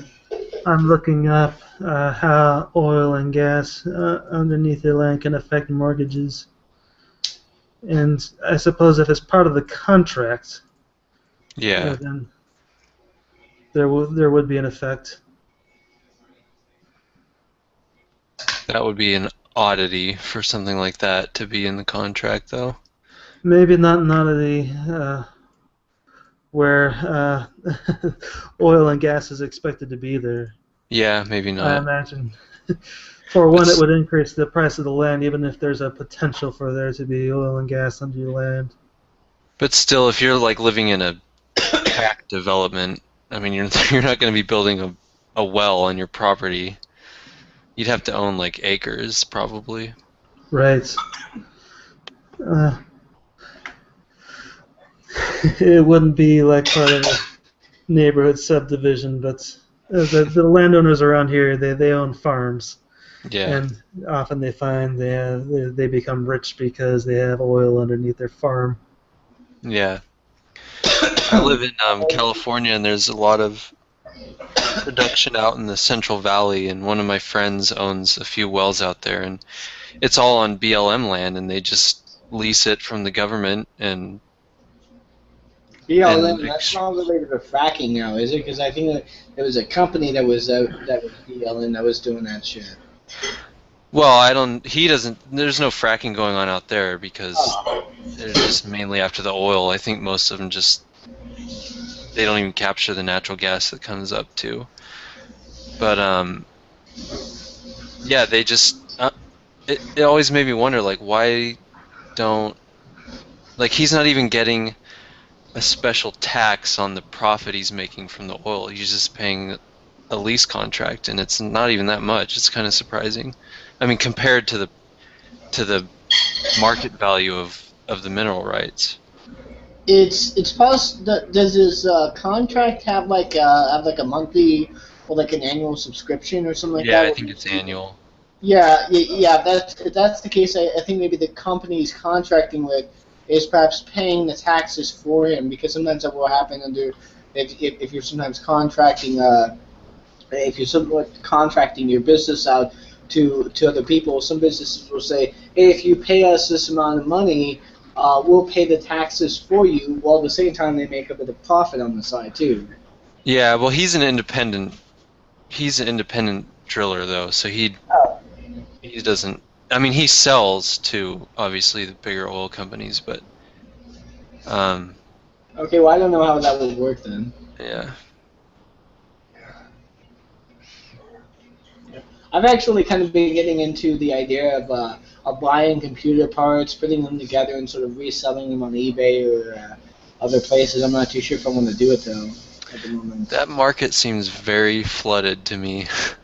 Yeah, that's kind of why I didn't want to do it really, because I'm looking at a lot of this stuff about what they do and what's being sold and how much people are undercutting costs and stuff like that. And it seems like I would be a good idea sort of bulk up on computer parts per se, but at the same time I don't think I'm going to be getting much profit out of it. Yeah, the other thing you have to remember is a lot of these bigger resale companies have a lot more scale, so they can get special purchase contracts with parts manufacturers and get a really good deal because they're buying in bulk. And then they can undercut even more than a smaller company who doesn't have the purchase contracts. Yeah, let's not forget that the majority of the economy in terms of computers come from OEMs. And who are you going to go with OEMs? Well, you're going to go with the brand name, obviously. So not me. Well, most people would. Yeah, that's most true. People do, and so obviously, like being an independent person building a computer to a specific spec and then selling it on the net, I would have to necessarily build several dozen computers over the time span of just simply a couple of months. over simply the time span of a single month and sell them within the next 3 to 4 months. Because the people I'm talking about, more or less, are people that are probably going to want high-end type hardware. Yeah. You know, that's probably the market that's probably people are going to go for. And I can only see myself either sinking or swimming in that area, and I don't like the scenario of sinking or swimming businesses. Well, also, how would you do like tech support guarantees, longevity guarantees of the product, stuff like that? Call centers for people that have problems. Oh well, that's the thing. That's kind of the easy thing, more or less. What I would do is that I wouldn't provide that personally. You know, I'm not talking about providing business. I'm just talking about just me buying parts and putting them together and selling them on the net as an OEM. You know, that kind of stuff. Oh, okay, I see what you're saying. So you wouldn't even be trying to start up like a full-blown. No, I wouldn't try that, more or less. But if I wanted to, more or less, to sort of make their time easier, I would include in every single area like a little sheet of numbers that they can call for each specific part and whatnot, and how to reach a human being, so that way they don't have to deal with that in case they have some problem. In case if they have some technical support, they can simply just say, well, here's a paper. Which number do I call? Okay, I'll call this one because I'm having a problem with this one. You know, this kind of stuff, and maybe maybe even give them sort of a way on how sort of little how-to easy guide that even a simpleton moron can even understand on how exactly to find out which hardware is being buggy, per se. Yeah. Finding out who to call. So yeah, my whole thing would be incredibly user friendly, but I wouldn't take any calls. Hell fucking no, I'm not gonna deal with tech support.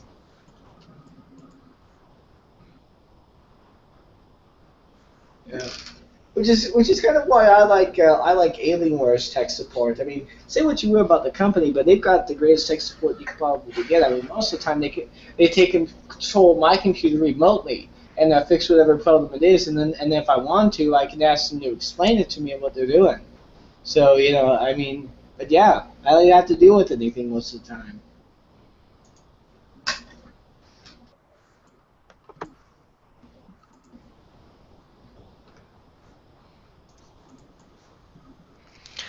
Are any of you guys into Bitcoin at all?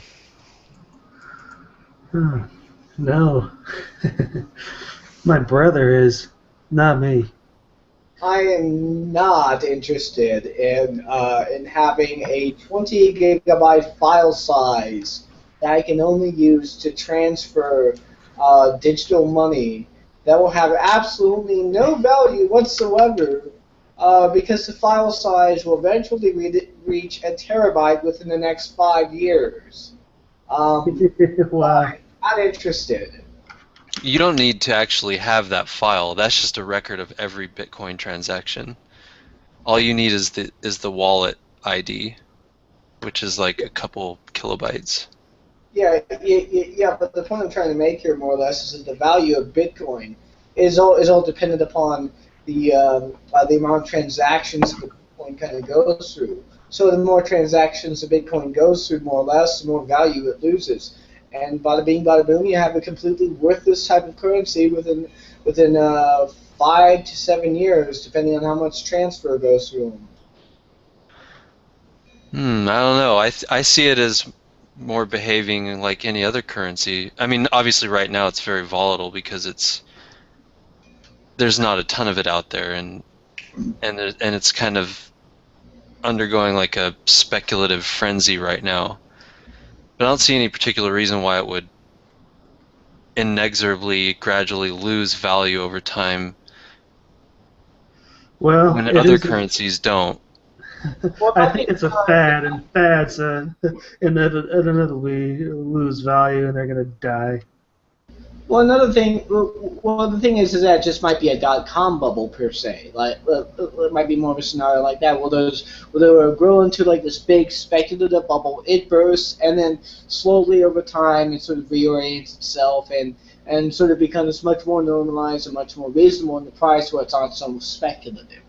Yeah, but I mean, if a person is so good at identifying a bubble versus a trend, you'd be rich. I mean, if you could do that continually, obviously. That's the whole problem with investing is you can never be sure if it's a bubble or if it's just true growth. Is there a way to short the Bitcoin? Yeah, easily. You just buy a bunch, turn around. Well, you'd have to get a contract through a broker, but yeah, you could. There are people who do it. I didn't know you could short them. You can short anything you want. Short anything. Yep. You could short your neighbor's car if you wanted. You just have to find someone who's willing to have Well, real quick, I just want to point out here, in terms of bubbles, I think one of the things that tends to unite all bubbles as actually being bubbles is usually there's sort of a speculative frenzy, and what you would call what was it?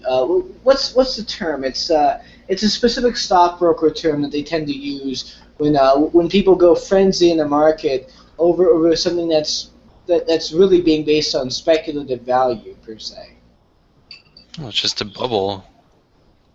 Well, yeah, that's what I mean more or less. But it's a specific psychology of mind, markets. Animal instincts or whatever, animal spirits. No, never mind then. But yeah, bubbles tend to be indicative of either high market speculation, usually with no basis, and two, there's usually a high amount of value being placed on this information, on this sort of basis speculation of value, in which people just continually buy and resell and buy without necessarily any kind of goal in mind. Okay, let me ask you this. Would you say that the current stock price boom in Tesla Motors, for example, would you say that's a bubble? A speculative bubble? I haven't looked at the data, so I couldn't say. Okay, what about like Google or Apple? I think Tesla is a bubble, yeah. What about Google? Probably not, no. That's what I'm saying. Sometimes it's hard. It's not so easy to just definitively tell what is or what's not. I mean, if you could do that systematically, you could easily be a millionaire because you could just do a long-term shorts on all these things. Well, here's my thinking on it.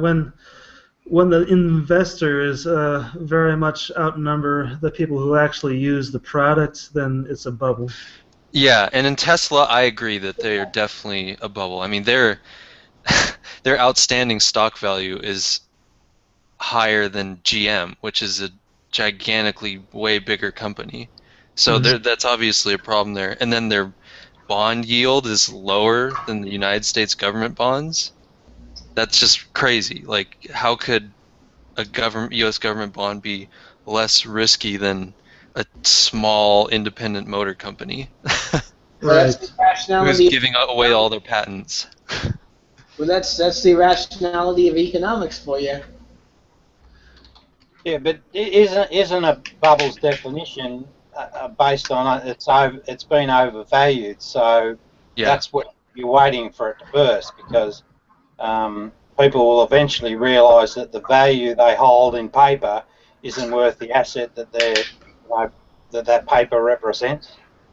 Well, it's not just that per se. It's kind of one of the reasons why in which, for example, Google can't be a bubble, because Google is such an integral part of the internet, more or less, that if it falls, pretty much of the internet, in terms of search engines, in terms of being able to find things, does fall. I mean, you have Yahoo, certainly, but Google does comprise quite a large section of the internet. I mean, Google Scholar is also quite a huge resource being used by academics, and in fact, sometimes, I won't say all the time, but sometimes some of the more important search engines, more or less, also use a sort of Google's search engine reference per se to show up what they're saying. So they're sort of piggybacking on what Google Scholar and what Google is able to compile with their own search engine. So some of the more important academic search engines will also go offline as well as a result of Google tanks. So I think Google is legitimately like one of those things that are just too big to fail. Like that's like one of the only companies I would say is too big to fail. About like the Titanic, but we have to remember that a company is separate from a company's stock price. A company's stock price is only worth what people think it's worth, regardless of what it's actually worth. And while Google may be too big to fail, its stock price, you might see a 40% drop, which no one wants to see in their 401k. Unless you're wanting to buy. Well, that's true. Yeah. Yeah, but there's a relationship between the price of the stock and the dividend that you get out of that stock. So while and for the company to pay a dividend, their profit and loss for an annual cycle has to come up with a certain amount, and that then can be expressed as a percentage of the value of the stock. So while your returns are viable, so you're getting a good return on your stock, and that's tracked back to the real world, because that's real world economic performance over the annual period, then it's not a case of a bubble. A bubble is when it's overvalued compared to its ability to return, and it's also outpriced or overpriced for what it's really materially worth. So and this idea of too big to fail, that's a false fallacy, because fueled by bankers and that. You shouldn't run an economy on that premise. You should run an economy on market forces, and if no such thing as too big to fail. If you fail, you fail. Just get out of the road and let someone else do it. Plus, I mean, you can preach market efficiency all you necessarily want per se, but and for the record here, I just want to point out on a side note, when I say too big to fail, I'm talking about companies that more or less provide a service that is so invaluable to the functioning of a particular system that we've grown so accustomed to that that company fails and that system fails, a lot of society is pretty much just going to go out the window. So the incentive to keep that company up is so great that other companies and even governments themselves will actually step in and assume the role. That's what I'm talking about. Too big to fail. It's more of a system. It's more a thing than saying that this company provides a service that's so systematic and so well woven into the way in which we work, into the way in which we do things, that its failing is impossible. Meaning it'll just change hands.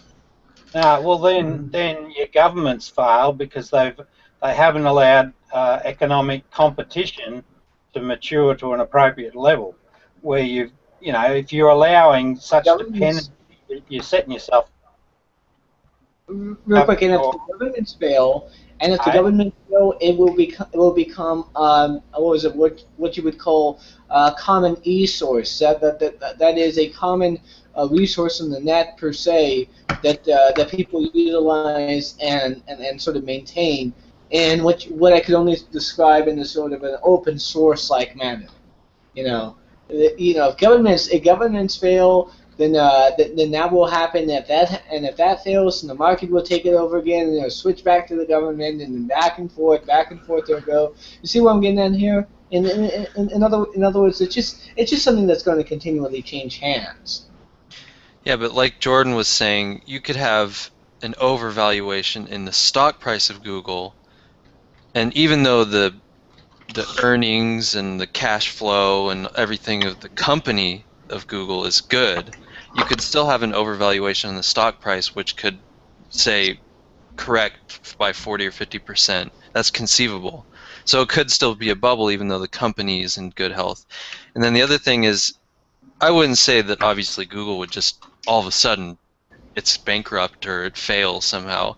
I think you could have, just like how Google replaced, say, like Yahoo in a way, like as far as the search engine, you could have other smaller companies that have an innovative new approach to whatever, and slowly their share builds up, and the old company just can't adapt sometimes. Like, look what's happening to Microsoft right now. I mean, it wouldn't surprise me if in 10 or 15 years we're all using Google operating systems rather than Microsoft one. You know, this it's like a long-term process of replacement. Microsoft's big failure are what I would tend to call threefold. Number one, they're releasing a console without any fucking games for the first year. That's gonna come into their profits big time. Number two, they drastically changed the operating system, the UI operating system of Windows 8 in such a way, in which common tech support has to actually be specialized into a certain area, specializing in Windows 8 technical support. That and the fact that most companies have been offering Windows 8 as an option, and you can simply just downgrade to Windows 7 without even any cost. That's also a big problem too, as well. And that sort of falls into point number 3, which goes into the fact that they have literally created no incentive whatsoever to buy Windows 8. Oh, DX12, we're not going to release DirectX 12 on this, but we're going to release a new operating system. Yeah, sure. I'm pretty sure the gamers are going to go to Windows 8 without any DX12. They're finally releasing DX12, but you can still have it on Windows 7. So what the fuck is the point then in buying a new operating system?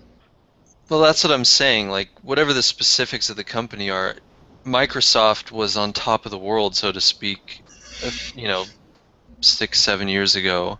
Well, maybe like 10, whatever it was. And no one would have guessed that someday their influence in the tech world would be waning. You could easily fairly describe them as too big to fail, quote unquote. But now look what's happening. I mean, the king is slowly disintegrating, And that's what I'm saying. Google, every company is susceptible to that kind of slow, of competition slowly eating into their market or replacing it with something else. Yeah. So if you don't... Can I clarify something here real quick? There's kind of a false equivalency coming here, because I wouldn't say Microsoft is too big to fail, because they don't exactly provide an invaluable system, more or less, where we're simply change hand. With Google, on the other hand, they do, but Microsoft, all they do is simply provide an operating system, more or less. If like another operating system becomes more popular, such as Apple, then Apple will rise to the top. Microsoft will become the low guy. Henceforth, a new company is taken over, the old company has failed, and maybe somebody else might come up with a better operating system than even Apple or Linux, perhaps, and something will dominate there. That's what I tend to see happening in the situation with Microsoft, as opposed to Google. I mean, their system, they have provided such an invaluable system in terms of communication, in terms of search engine, their coding, and as well as everything else will probably either be sold off, so that way the people who are running the company can pay off whatever debts they personally have, and then they can get the fuck out of there. But the system will still be there, it would just be ran by someone else. That's what I'm talking about, more or less. Why it's different from Microsoft. And this whole like integrated thing with email, YouTube, like, you could easily have a company. I mean, Apple's already trying to do it that has the same type of model, and it's not hard to conceive of, one system being favored by the public more and more as time goes on versus the one that they initially attached to. The operating system, though, isn't it becoming more like a hardware layer, like a fixed beast that just delivers pretty basic standard performance, and now your OS or your application layer is really moving into the browser because of the flexibility and options, the off-site storage of your data, so you don't have to worry about data anymore. Then the device itself becomes a disposable. You just chuck it away, get another device, and you've lost no continuity. Seems like the mobile area is kind of some of that's happening for sure.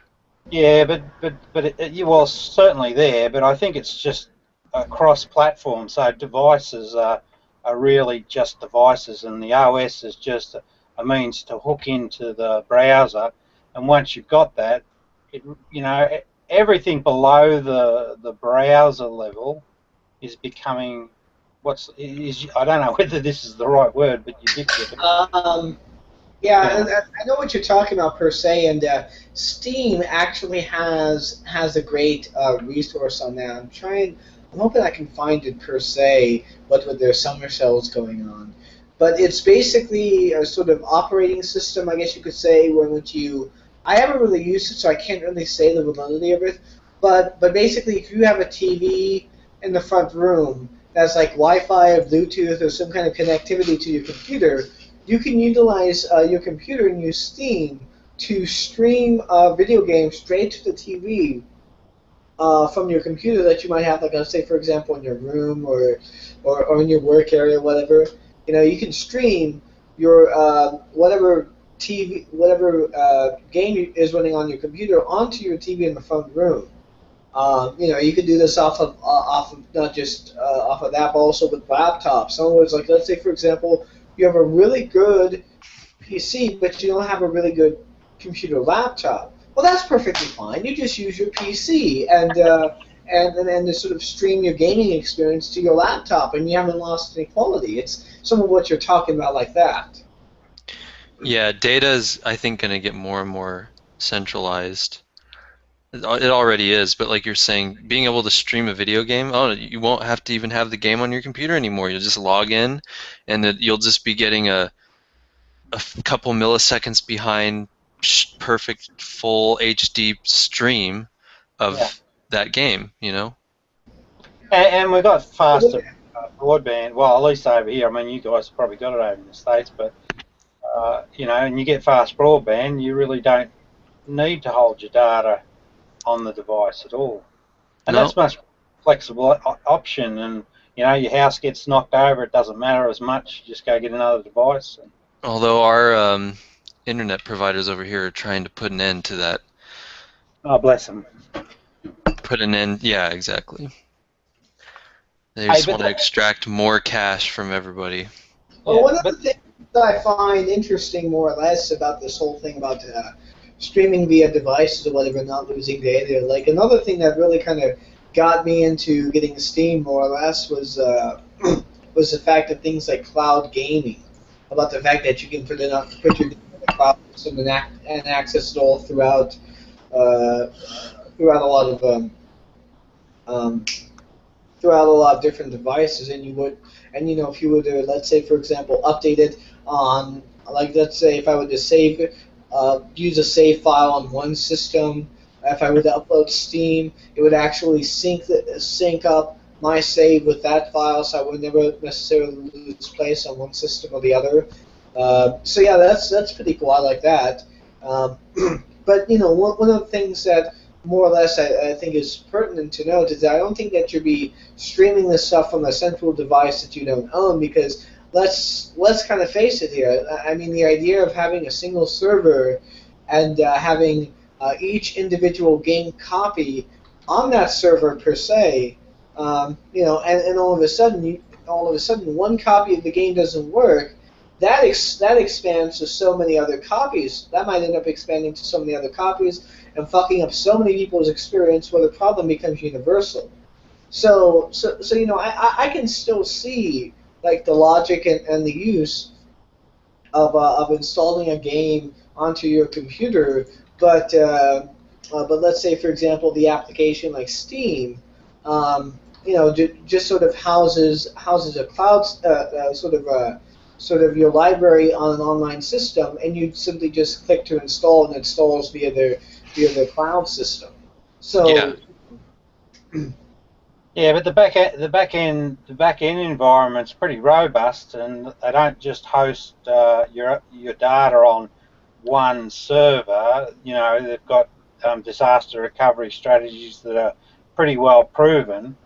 So you know, and here's the thing: you shelve that responsibility off to your provider, then one less headache. You know, life becomes a lot. But it's sort of an inconvenience to the individual, more or less. And I know they don't house my data on a single server per se, but they do house multiple people's data on a single server with other people, and they have other people on other servers and stuff like that. But let's say, for example, one server isn't working, and let's say, for example, there's like 2,000 to 3,000 people having their games being streamed in that moment. It's completely an inconvenience for 3,000 to 2,000 people having problems not being able to play their games because the server doesn't stream. That already happens. It's well, my point is it's a lot more efficient per se to have the game installed on your computer and playing it from your computer. Playing it like that, and using your computer as sort of a makeshift sort of server to stream your games onto your other devices, as opposed to having a company streaming the game for you. I mean, granted, of course, what already happens on multiplayer, but most games aren't multiplayer. Yeah, I don't know. I think like game types like MMOs have proven that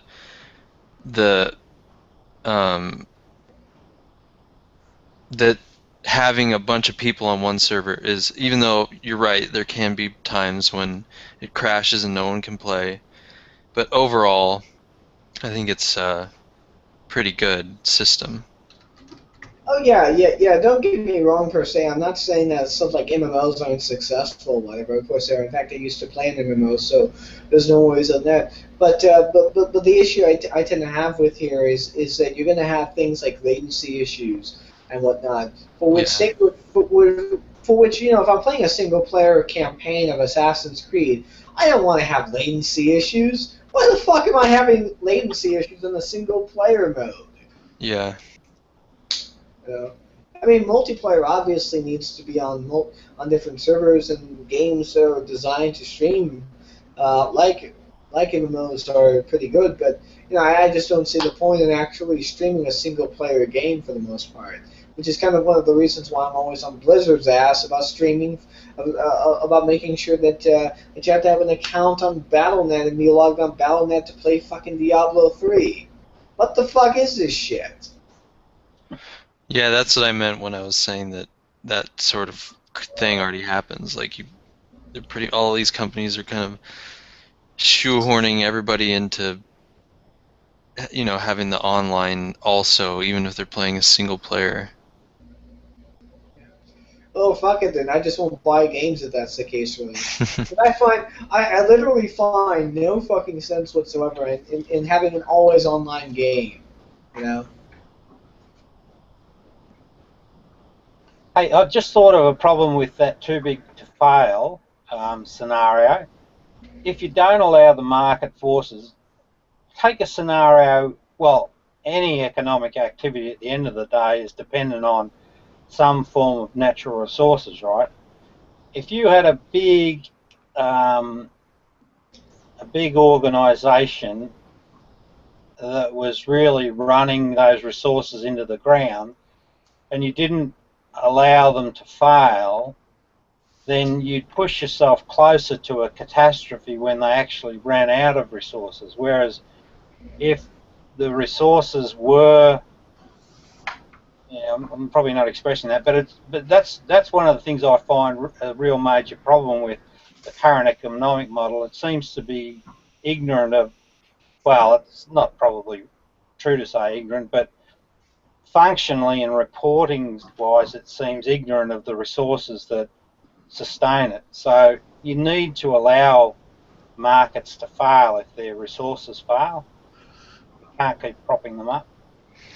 Yeah, you can't have a market system function if you insulate everyone from the downside. Like the failing is just as important as the succeeding. Yeah, it's more so too that the economic models should report on the resource projections that underpin the economic activity, and that's what I don't see exposed to the broader population. maybe it is. Maybe the mechanics do expose it in some way in price, but I just Yeah, have to. that's what the price system is supposed to do, but it's not perfect, obviously. Well, not only that, the price system to me is completely irrational to begin with, but that's just me and about a lot of other economists. I don't know how many, though. That it's what rational? Irrational. The price system is more or less an irrational way to go about deciding which resources have value and which ones don't. What's a superior way? Oh, I think more or less one of the more superior ways is to prioritize which resource per se has certain applications and its base reference. Like for example, resources for conductivity, copper, gold, etc. will probably be the best, but perhaps even finding ways in which we can take the copper and the gold, etc., and build these systems that need copper, gold, and various conductive metals in a way where they can be recycled, where they can be reused, and sort of easily updated, if you would. Simply by either attaching a part on, or perhaps taking a part out and putting a part back in. Something along those lines. Basically thinking about the utility and efficiency of what you're doing in terms of making it either easily updatable or easily recyclable into new materials. You're These saying types the of markets don't do that? I'm saying that in terms of priorities, markets tend to focus more on the cost of something and the profitability of it as opposed to putting the ability to be able to upgrade something and the ease of which to do so as well as the ability to recycle it. For example, TVs. Let me give you TVs as an example. Unless you're actually a technician who knows what you're doing per se, on a TV, unless you actually have like the soldering equipment and all that stuff, you can't fix a TV. It used to be per se one which a mechanic per se, like a car mechanic of a dad, could be able to go out and fix a TV. But now you can't. But now you can't do that, more or less. And I understand why that is. But why can't they make it more accessible for those of us who actually do have some knowledge, without necessarily forcing us to buy like a $200 soldering equipment or whatever to solder some of the parts on, that kind of stuff. You can just buy a new TV for that now. Recycle TVs either. That's one of the main problems with them too nowadays for some fucking weird ass reason. We do recycle them though. I mean, electronics when they go to the dump, they all get separated out, and all that stuff. Well, not everything, but a lot of it gets recycled because it's valuable. It's a lot of the metals and even some of the circuitry. A lot of what tends to be recycled tends to be about from anywhere between, if I remember correctly, I think about 27 to 33% of the entire overall product, and the rest of it, the rest of it mostly is just plastic that they tend to dump in landfills and don't ever use for some reason. Yeah, think about that too. Isn't the general population being gutted by the recycling program then? Because what we do is, at least here, we organise and separate the recyclables in our bin. Then they're collected. Then they're taken away. Someone else does the separation, and basically they get that raw material for free. Well, they should pay you something. They don't do that in Australia? Well, that's what I'm saying. We don't get any compensation for... Even if you take it directly to the recycling plant yourself, you can't get like a refund? Oh, no, I don't know that. I've been too lazy to do that. Oh, because in the United States, if you take recyclables yourself to the processing facility, you'll get a certain amount per item or weight or whatever. It depends on what you're recycling. and they will reimburse you for dropping it off. But if the garbage company takes it for you, then they collect the state reimbursement. So then the question is that just and equitable? I suppose they're supplying the labour, aren't they? I guess you'd have to look at the full cost and margin involved. Yeah, I mean these disposal contractors are doing all the labor, recycling company, whatever it is. The government's we're the farmers. We grow the raw material. The waste, I mean. Yeah. My point is real quick about in terms of markets per se and recyclability. What I'm talking about isn't so much the case that they don't recycle, because they do, but all of the decisions on recycling and usability and upgradability is all determined first and foremost by profitability, not per se the ease and use of which the person might be doing it, or the ease and use and efficiency of the overall decision being made. It's all based on how much money do we put in this versus how much do we get back, and that to me is a very inefficient and illogical way to actually engage in the economy. If the goal, of course, is to preserve resources and to continue the lifespan and whatever good it is that you're trying to put out there that you're using as long as possible. You know, if that's not your goal, then obviously that's not going to be what you're for. Yeah, I just see, like, in the example of televisions, like if you have interchangeable parts, like on the cotton gin, I think that the technology of every component in that television is advancing so quickly that having interchangeable parts becomes pointless after maybe even a year, 2 years at most. Well, I'm not talking about just like computers. Just look at a desktop computer. You try and you can keep upgrading, but eventually you're going to have to swap out the motherboard because it's just not compatible with the newer technology. No. I'm not talking about I'm not talking about interchangeable parts. What I'm talking about is the ease and ability to be able to replace a part per se that breaks down. You know, I mean, interchangeability is great per se, but you're not going to get it with everything. Well, like you might be able to get interchangeable remotes for your. Well, that's interchangeability is directly part of the ease of repair. I mean, that was the whole point of the cotton gin was. If a component of it broke down, you didn't have to rebuild the whole thing. You could just get that one component, replace the one broken component, and you're good to go. Well, what I was talking about with the TV is I was talking about, like, let's say, for example, people like me who could probably repair electronics, but, you know, I would have to spend around $200 to $500 on certain tools, more or less, I would have to be able to use in order to be able to do that. You can buy a whole new TV for that.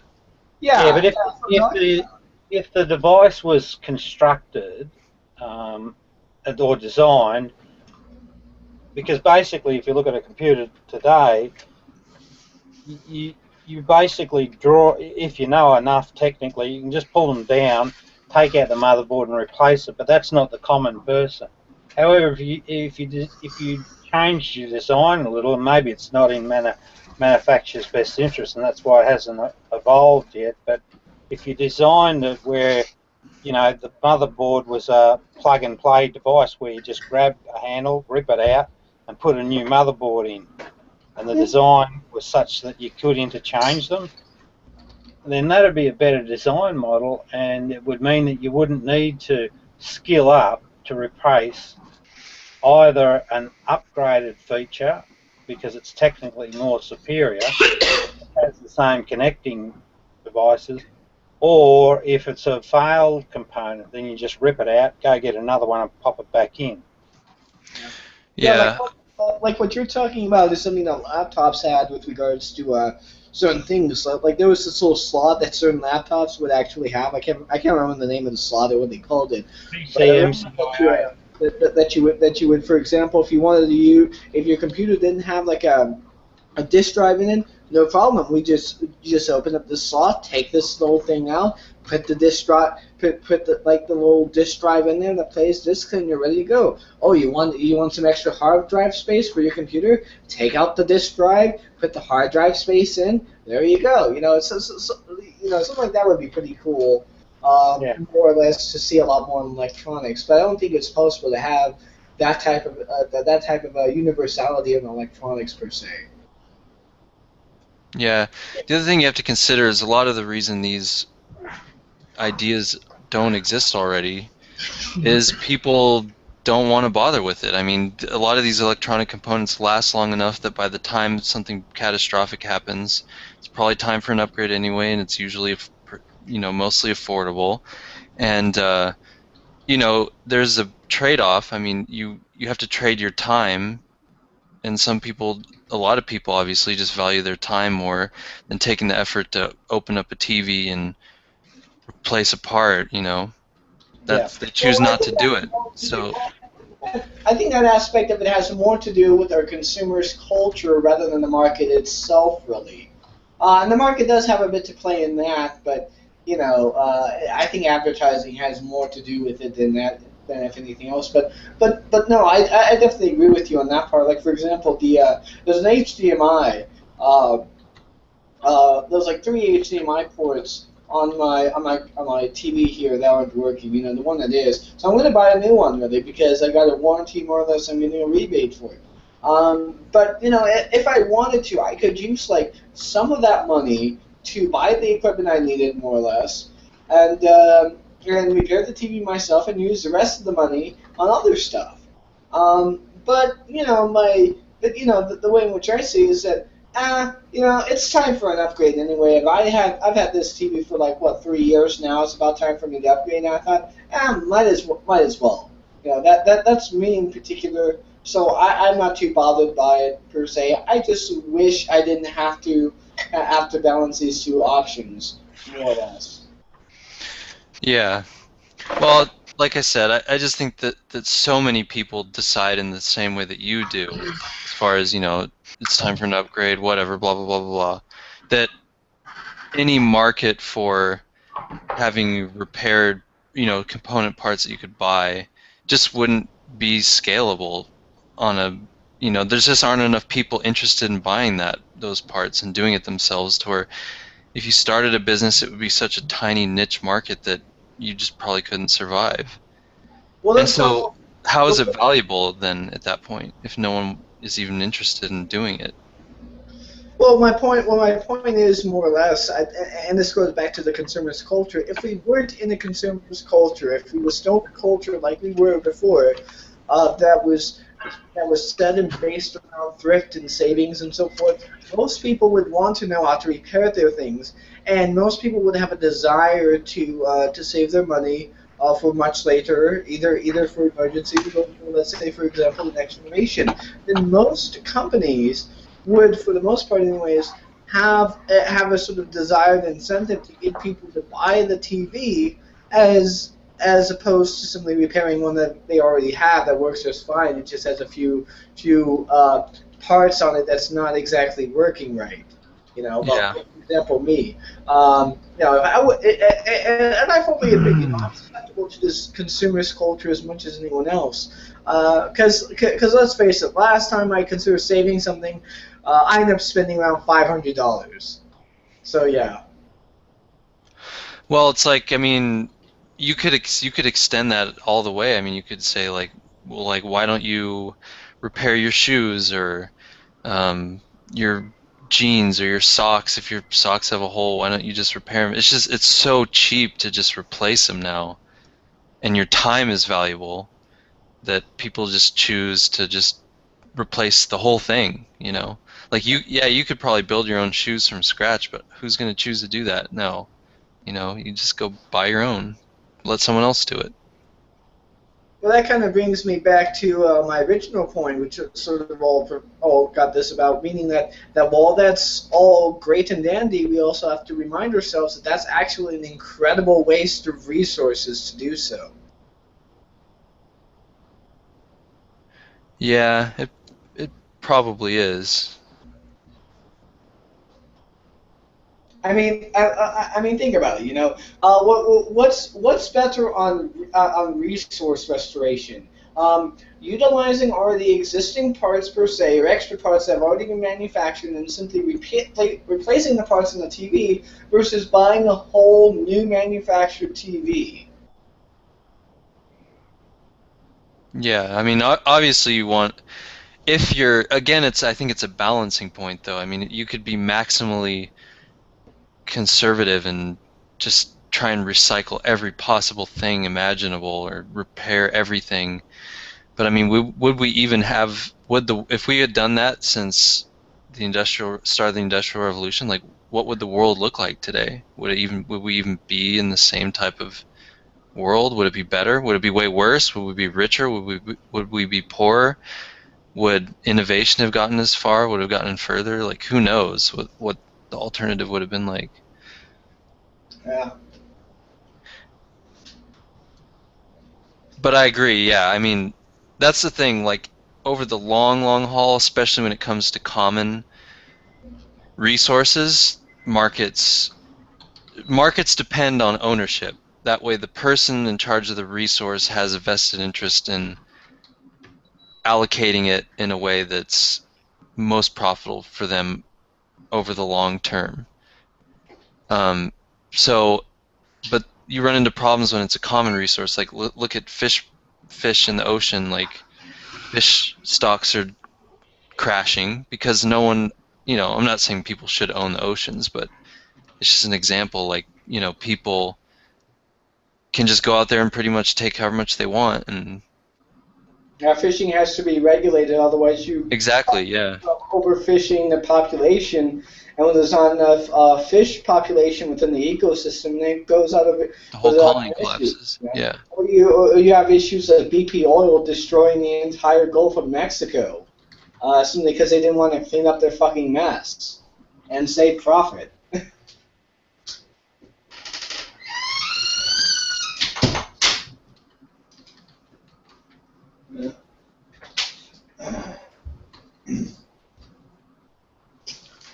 Yeah.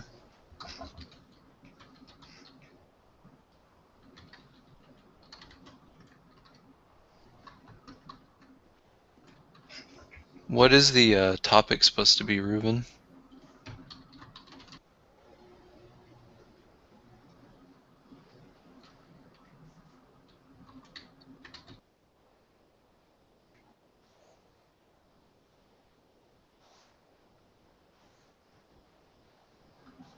Oh, okay.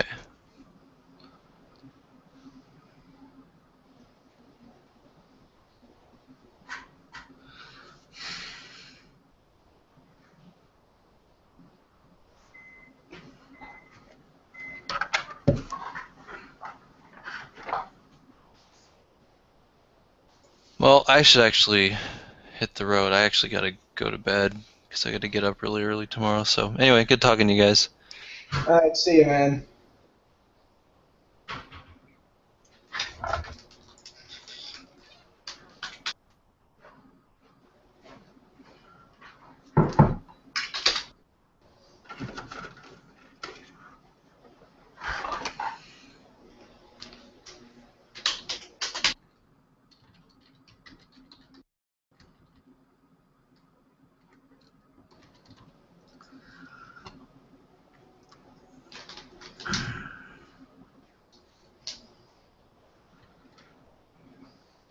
Hey, so you have the office to yourself there, Abel.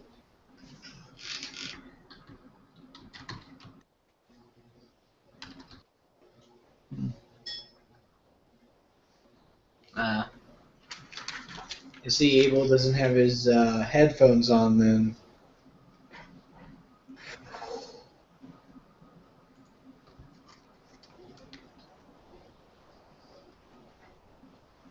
Yeah, I'm probably gonna get going. I'll see you guys later.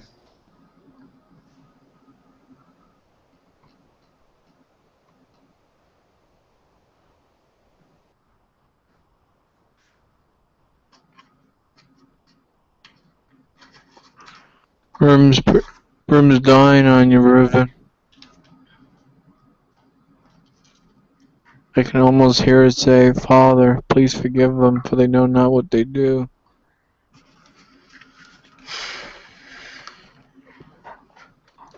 Room's about as dead as Jesus on Good Friday, that's what I think.